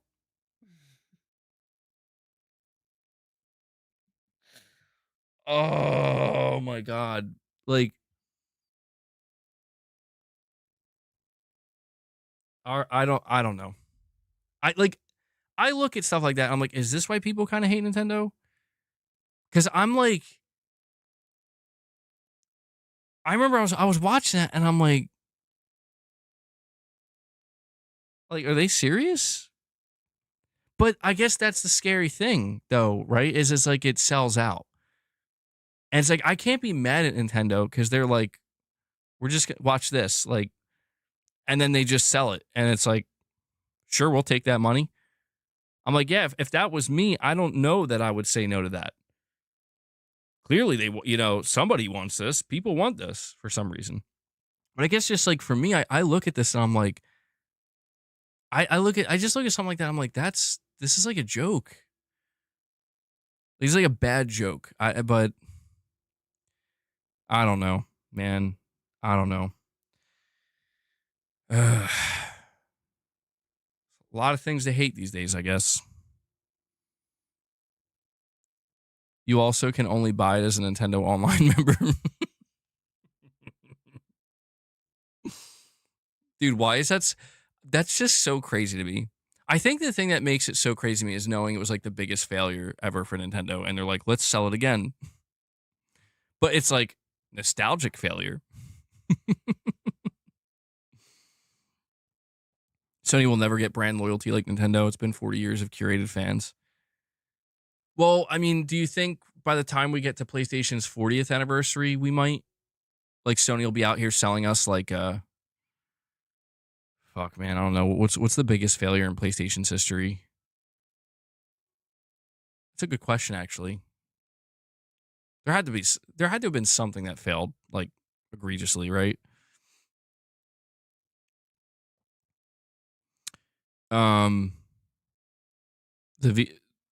The Vita? Oh, Concord. Yeah, I had it blocked in my mind. Concord. No, Concord's yeah.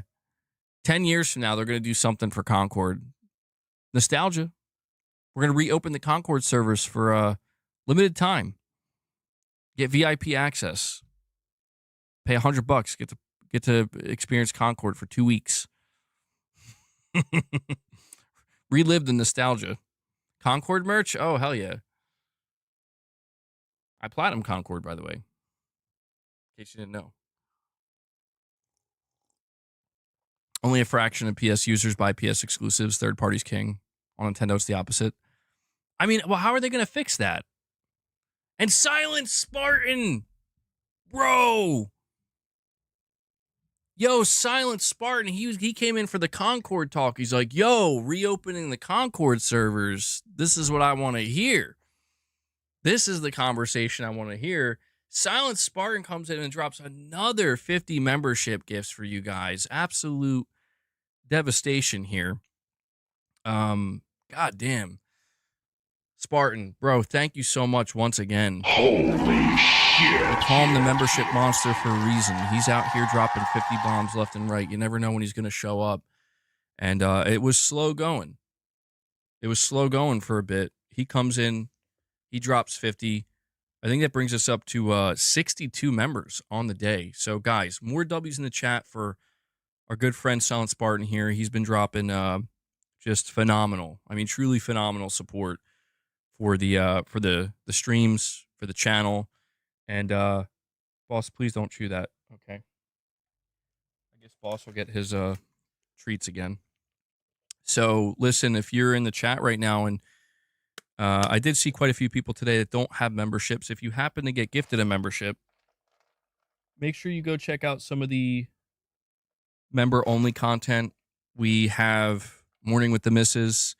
You go check those previous episodes out. Recently, I did some Metal Gear Fox Hunt gameplay. We're probably going to do that after the stream, by the way. I was thinking about streaming some more Metal Gear. I'm just having a good time with it. I'm not going to lie. So good stuff, guys. Thank you so much for all the support. Last stream we did, we got crazy support as well through memberships. So in the coming days and weeks, we're going to have more members content as well. MRPD, you're saying you want to join if I do Fox Hunt gameplay. I would like to do that too. The problem is I don't know that we have enough people, man. Like, we need like 10 people. So there's you. Is anybody else here playing Fox Hunt? I would like to play it with subscribers, but I tried to do this. Jake, okay, yeah. So we got 2 people. I could try it. I could try to signal to my viewers. We'll do some gameplay with subs. Let me update the goal here. So good stuff, man. Silent Spartan always coming in clutch. Hold on here. Not enough people are playing. If you may need viewers. Well, no. There are enough people playing where I can get regular matches. I just mean, like, they give you the ability to make private rooms, and so I want it to fill that room with subscribers. But unfortunately, I don't think we have enough people on the channel playing the game. Because I can't take, like, if we get like 5 people in, I can't take those 5 people and then join a public match. So it's like one or the other. You either have to do public matches with one other person through duos or solo, or you have to fill up an entire, you don't have to fill up the entire room. Like, we could do it with, like, 6 people, but it's just going to be less interesting. It's going to be slower and less action overall. But, you doing Arc Raiders, Titus? Yeah, I heard that game's blowing up. Boss, I don't get it. I just gave you treats, man. What, do you just like to torture me for fun now? I think he just likes to torture me for fun. Yote sales are in 6th place for physical in Japan. Carlos, you're saying Digital Foundry uploaded a retro episode for the PS2 25th anniversary, a 3-hour video revisiting launch titles. Oh, shit. I might have to check that out. That's cool when you do stuff like that.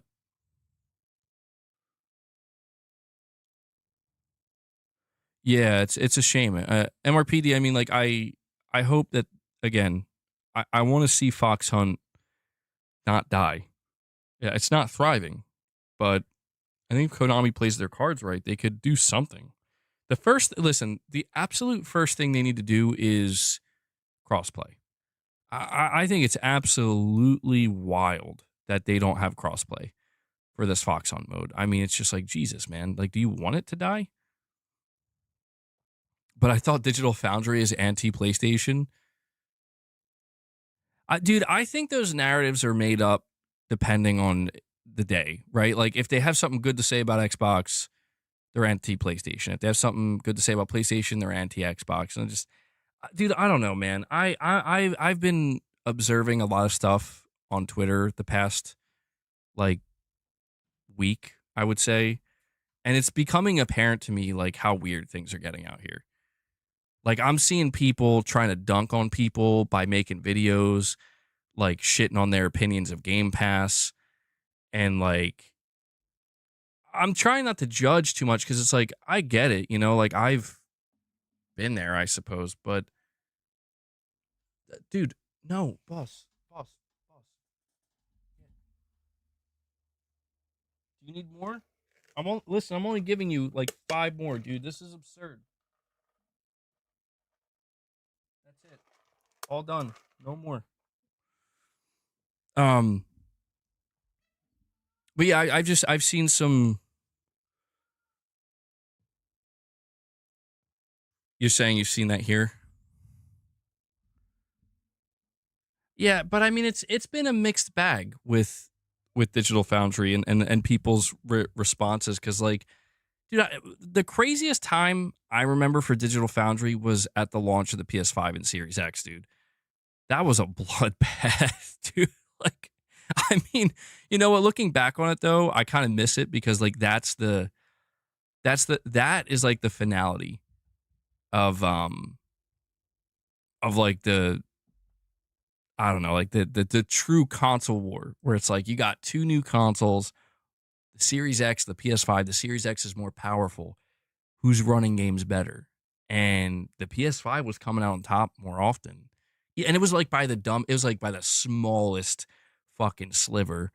Not, but it felt huge at the moment though, because the build up to that was like, place your bets, like who's winning this, and it was like, oh my god, the PS5 has 5 more frames for this game, and it was like devastation, Good, honestly, good times, man. I'm not gonna lie, it was fun. It's good times. Kind of the build up to the PS5 and Series X was fantastic. It's a good time. Boss getting chunky again. I know, dude. Like, come on, man. Now you're gonna go over there and sleep. Holy shit! Like, ugh. The light, the PlayStation greatness. It's too much. Holy shit, dude. I'm gonna have to go close those curtains. That's great. It's moving over, dude. It's gonna be right in my eyes soon. Devs never made games for Series X. They got the janitor to do the ports. Well, that's the thing I remember that hurt the Xbox Series X at the beginning a lot, was apparently like the the development environment for the PS5 was like much more intuitive for developers and easier, and it was just more difficult for the Xbox side. And so yeah, I mean, it's like one of those things where like you can have the better hardware, I guess, and the more powerful, capable device, but if the devs don't really know how to utilize it or don't want to utilize it, like it's going to produce less than ideal results. But sorry, Planet Clippy, I almost missed your super chat. You're saying, MBG, did you see The Long Walk? Super bleak. I did not. I heard it was really bleak. But I did not see it. I saw the trailer though. Did you see the new Death Stranding 2 Backbone comes in the yellow case? I saw that. Saw a trailer pop up for it. But guys, so here's what we're gonna do. We're about to hit the 3.5 hour mark. Capcom lawyer saying Rockstar breaking unions like a boss. F workers' rights. Dude, I saw that, and here's what's weird though, right? Like, we're clearly gonna have to get more info on this. The weird thing about that is, Rockstar claims, I think they fired 30 or 40 developers like they were terminated immediately due to what they called gross misconduct. So that has to be something relatively serious. Like legally, as far as I understand, I'm no expert, but you can't just fire people like that. Like, saying it's gross misconduct means that, like, I saw people speculating, they were like, they were probably like, maybe they leaked, like, technically, if there was like a Discord with these devs and they were talking about private information, that could like technically qualify as like breaking NDA or like leaking confidential information, I believe. And so like that might qualify. But yeah, it does seem like, it seems like they were union busting. And I mean, look, man, I don't usually get too deep into these conversations, but I'm not going to side with the corporations on this one. You know what I mean? It's like I'm gonna eat it like I don't understand why it has to be such a a, a problem to just allow workers to just have better working environments and better working conditions and better benefits. You know, just more. Just these are the people doing this shit. They're doing the work. You know, like you're talking about a fucking product that's gonna break all records and make literally record profits, the likes of which we've probably never seen for a single game. Like, I don't know. I you know what I think it ultimately is? I think it's that these corporations are afraid that like if you maybe that I don't know. They are probably afraid that if you give the people who are doing this work, if you give them the ability to live like kings and queens, then they're just gonna stop working. They're just, you know, they're gonna go.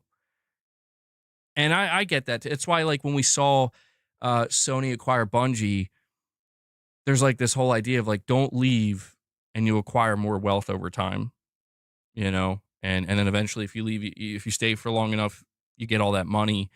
If you get life changing money, but I don't think that's what we're talking about here, you know.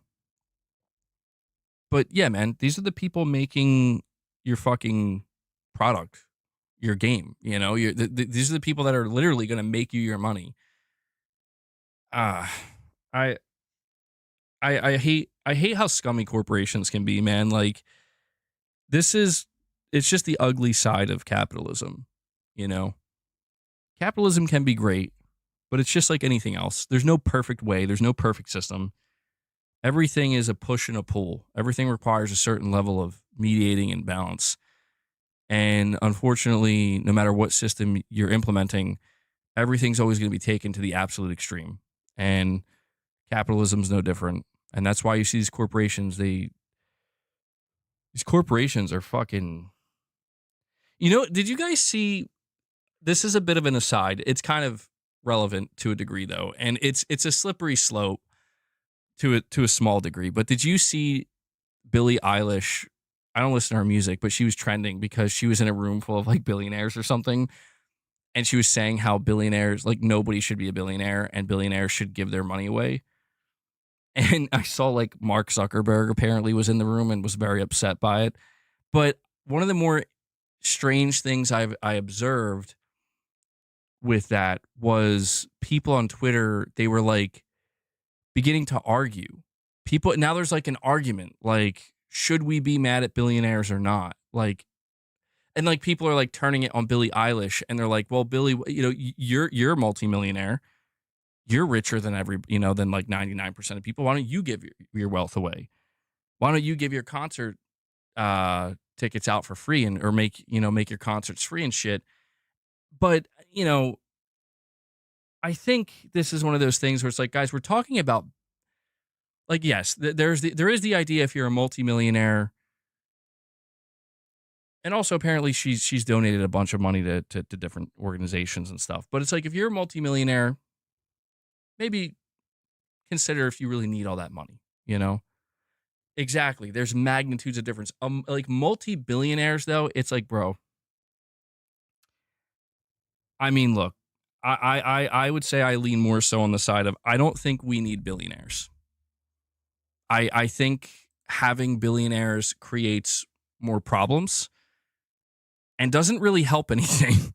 Like I really think there's an upper limit to this shit where I would feel like an asshole, dude. Like that's the thing that I don't understand. Don't get me wrong. I totally understand that if you have so much money, you can do pretty much anything. Anything. Like you can live like a king. Yeah, you have like that absolute power. But I don't know. It's like, how could you not feel like a fucking asshole?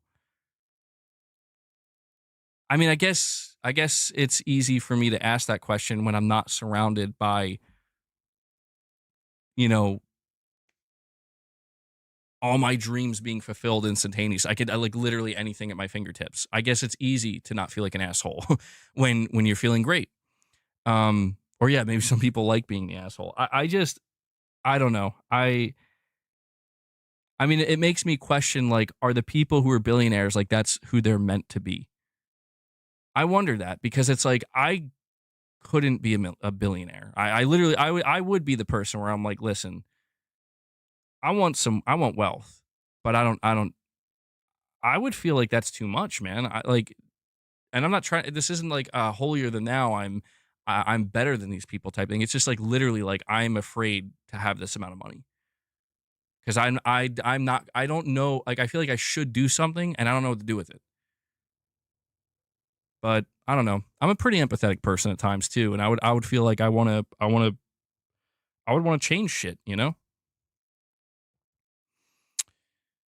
Probably MBG probably has a net worth of 100K a year, and he's still not a billionaire. Billionaires should be drawn and quartered. Titus, you're saying if you're someone like Musk, you're solving world hunger, becoming a modern Jesus. Spartan, you're saying part of the problem is that people think billionaires have billions in cash. Most of their wealth is tied up in wealth and other non-cash investments. That's true. That's true too. Yeah, the path to becoming a billionaire is probably not as simple or straightforward as we would want to think, because I have no fuck if I know how to be. Maybe that's the whole thing. It's like maybe there's some kind of secret. I don't know. There's like the billionaire secret. Only those who know how to become a billionaire, you understand what it means to be a billionaire. I don't know, man. I don't know.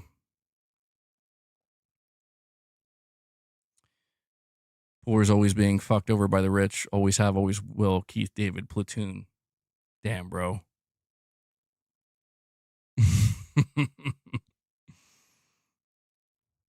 Another problem is that government is notoriously bad at spending money, and robbing billionaires isn't going to solve that problem. Dude, yeah, I think about that too, where I'm like, we should tax the rich. And it's like, I'm not opposed to that.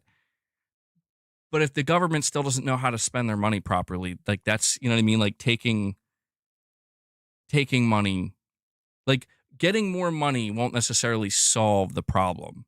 You know, having more money to spend won't necessarily solve the problem, because it's like, well, you got to know how to spend it too. I don't know. It's a tough thing, man. I think that here's my big thing, right? And this is maybe like a really zoomed out, bigger picture, like view of it. I think there are people who could absolutely solve almost all of these problems very effectively. I think those people are nowhere to be found. I think those people are not involved in politics. I think those people are unfortunately never going to be in the position that if they were able to be in it, they could solve those problems. And I think we have a lot of people that are maybe not qualified, you know, not across the board, but just a lot of people that are there better people are there people walking the planet that would objectively, undeniably, unequivocally do a better job? I think the answer is absolutely yes. I just think it's the nature of everything, right? Like you can't just walk into something one day. You can't just walk into being a billionaire. You can't just walk into power. There's always some fucked up, winding, you know, crazy path that, you know, the shit you experience along the way will probably change your worldview, probably change you to a degree. And I think that's why, you know, I don't know, it's the nature of our reality. Yep.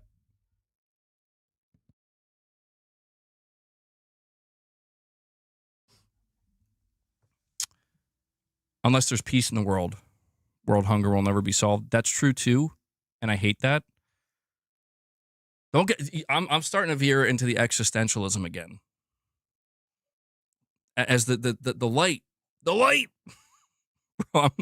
I legit can't see. What is my chat saying?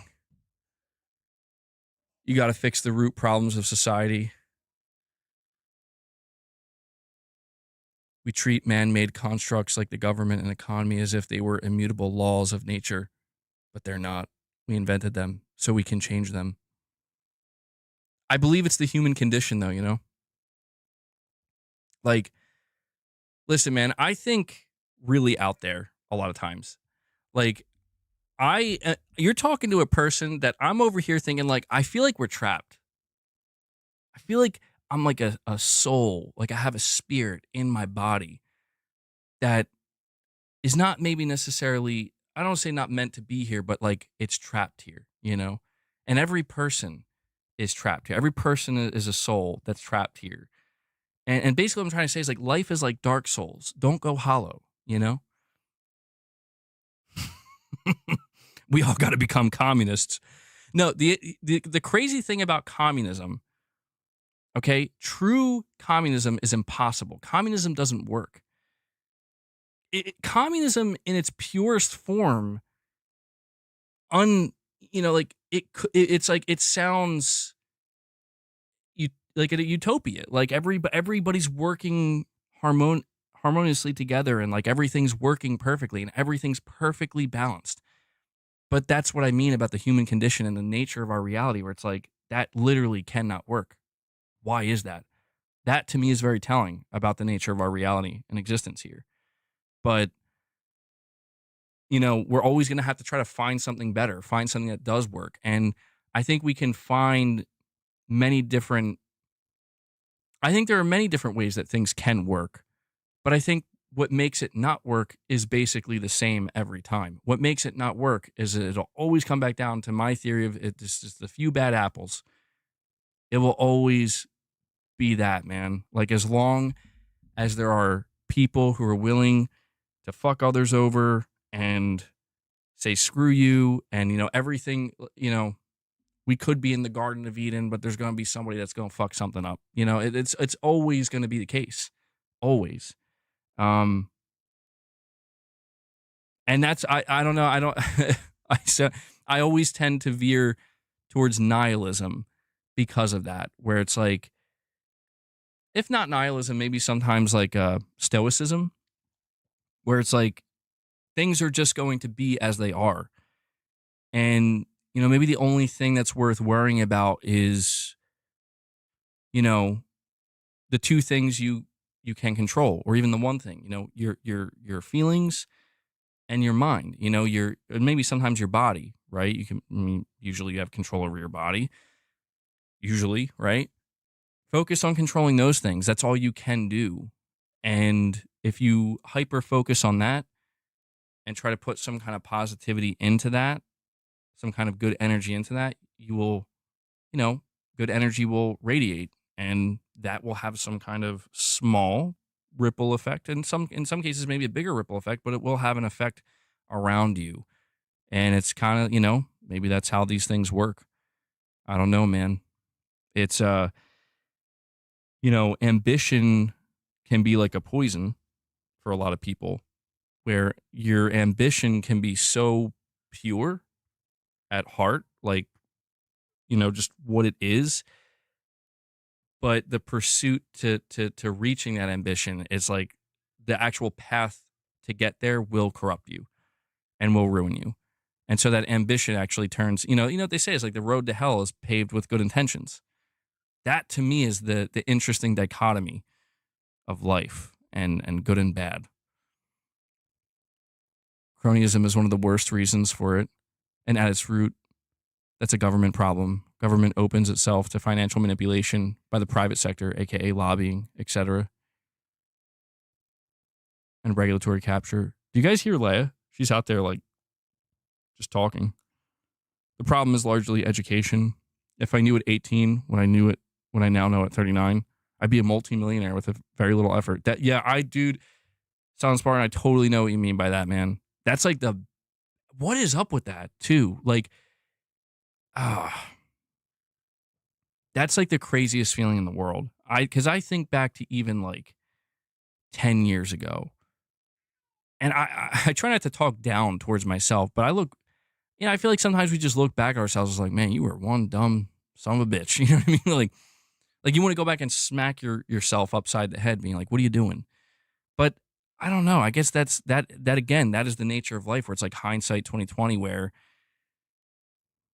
you know, we're all going to learn certain lessons. Do you hear Leia? Do you hear this cat? She's like out there screaming for some reason.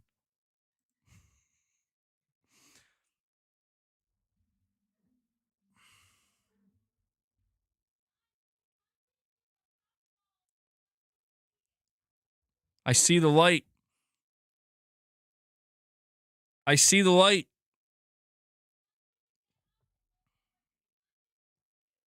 All right, hold on.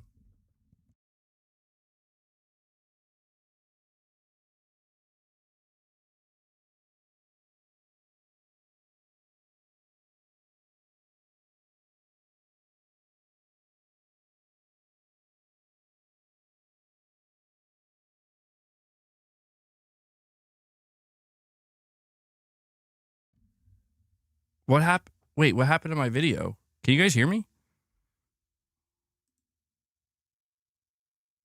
What is going on?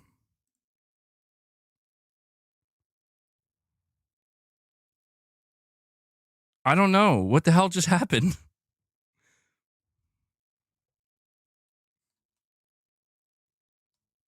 Guys, I think I got raptured. I saw the light. Hold on. I'll see if I can fix this. I wanted to go do a damn gameplay stream. Let me deactivate it. I'm in the blue void. There we go. Wow, that's very blue. This is some Halloween type shit. Microsoft wants me to stop. Hello, darkness, my old friend. Well, I don't know. I guess maybe when I would close the curtains or whatever, it would like shock my camera and it didn't know what to do. It was like just turned off. But yeah, I don't want to keep going with the conversation too much, only because I want to try to save these conversations for the members on. So what I actually want to do before it gets too late is I was hoping we could do another gameplay stream. I had set the goal to 50. I didn't think we were going to get there. We did. I'm glad we did. And I wanted to kind of celebrate by doing another Fox Hunt gameplay stream. I don't know if you guys are enjoying these streams or not, but you know, it's been a long time since I played a multiplayer game like this that I'm actually really enjoying this way. Where it's just really easy for me to pick up and play. MBG, you played yourself. You saw the light. You walked away from it into the dark, like you always tell people to do in the afterlife. Dude, don't go there, Gaming Survivor. We'll have a members lounge coming up soon. I'll go crazy talking about that. Can we just say real quick, like, I know this is totally off the wall, but like, how are we walking around knowing reincarnation is basically real? I was talking to Mrs. MBG about this yesterday. I'm like, sometimes you just remember, like, oh, wait, yeah, like, we kind of proved that reincarnation is real. It's almost like irrefutable. But that's the thing.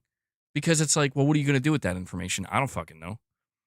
Well, MRPD, because if you go research some certain stories out there, there are stories of kids.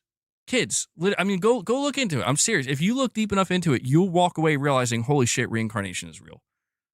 It's fucking freaky. It freaks me out, man. Like, it's not bullshit. If you do some research, you're going to find stuff out there, especially with kids, young kids, where it is literally impossible for them to know or say the things that they're saying. And they do. And they just do. And it's, and they just know. And it's like they know their past life.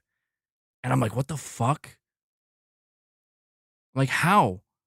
But that's what freaks me out about that is that, like, it's clear that we're not supposed to remember. So sometimes I wonder, it makes you feel assured. You know what I wonder? I wonder if, like, when we're done here, we kind of go back. You know, like we go to like another plane, and on that plane, it's like, here's all the lives you lived.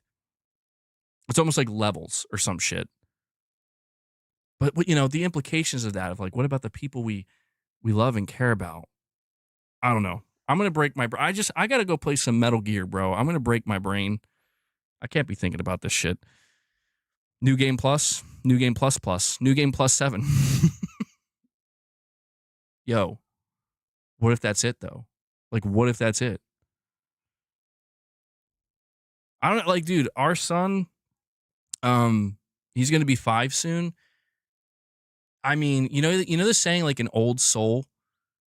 Me and Mrs. MBG were talking to each other like, man, our son, he's like an old soul because Christmas is coming up and we've been asking him, like, what do you want for Christmas? And it's like the funniest shit ever. He's like, I want a lamp and a candle. This is what he's asking for. This is what this is earnestly what he's asking for Christmas.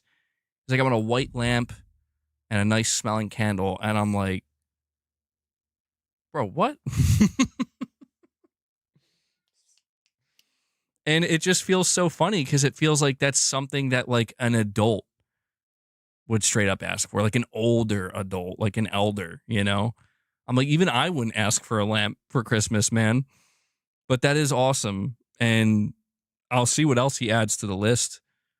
But it makes it feel like he's an old. And you know what else is funny about our son too is he's just, I don't know, he's smart, man. Like he just is exuding certain energy, and I just observe this very, I don't know, astutely, I guess, where I'm observing it and I'm like, how are, like, I don't know, like there's just some things where it's like, where'd you learn that from? Like, where's that coming from?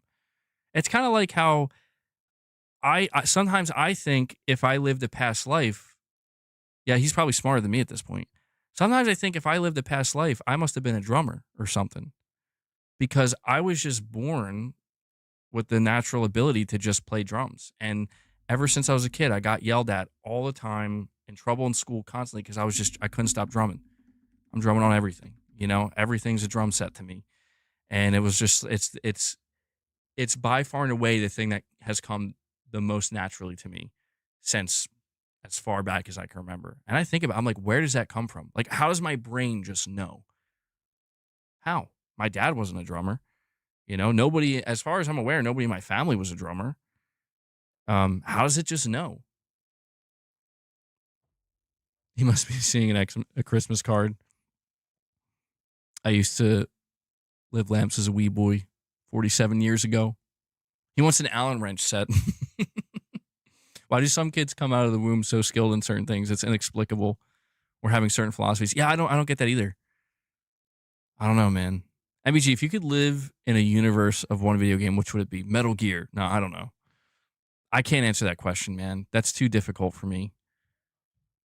I don't know.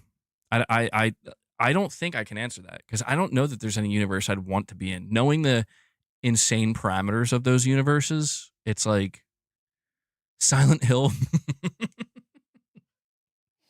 Bro, that's the most cursed answer. Yo, I want to be in Silent Hill. Hell yeah.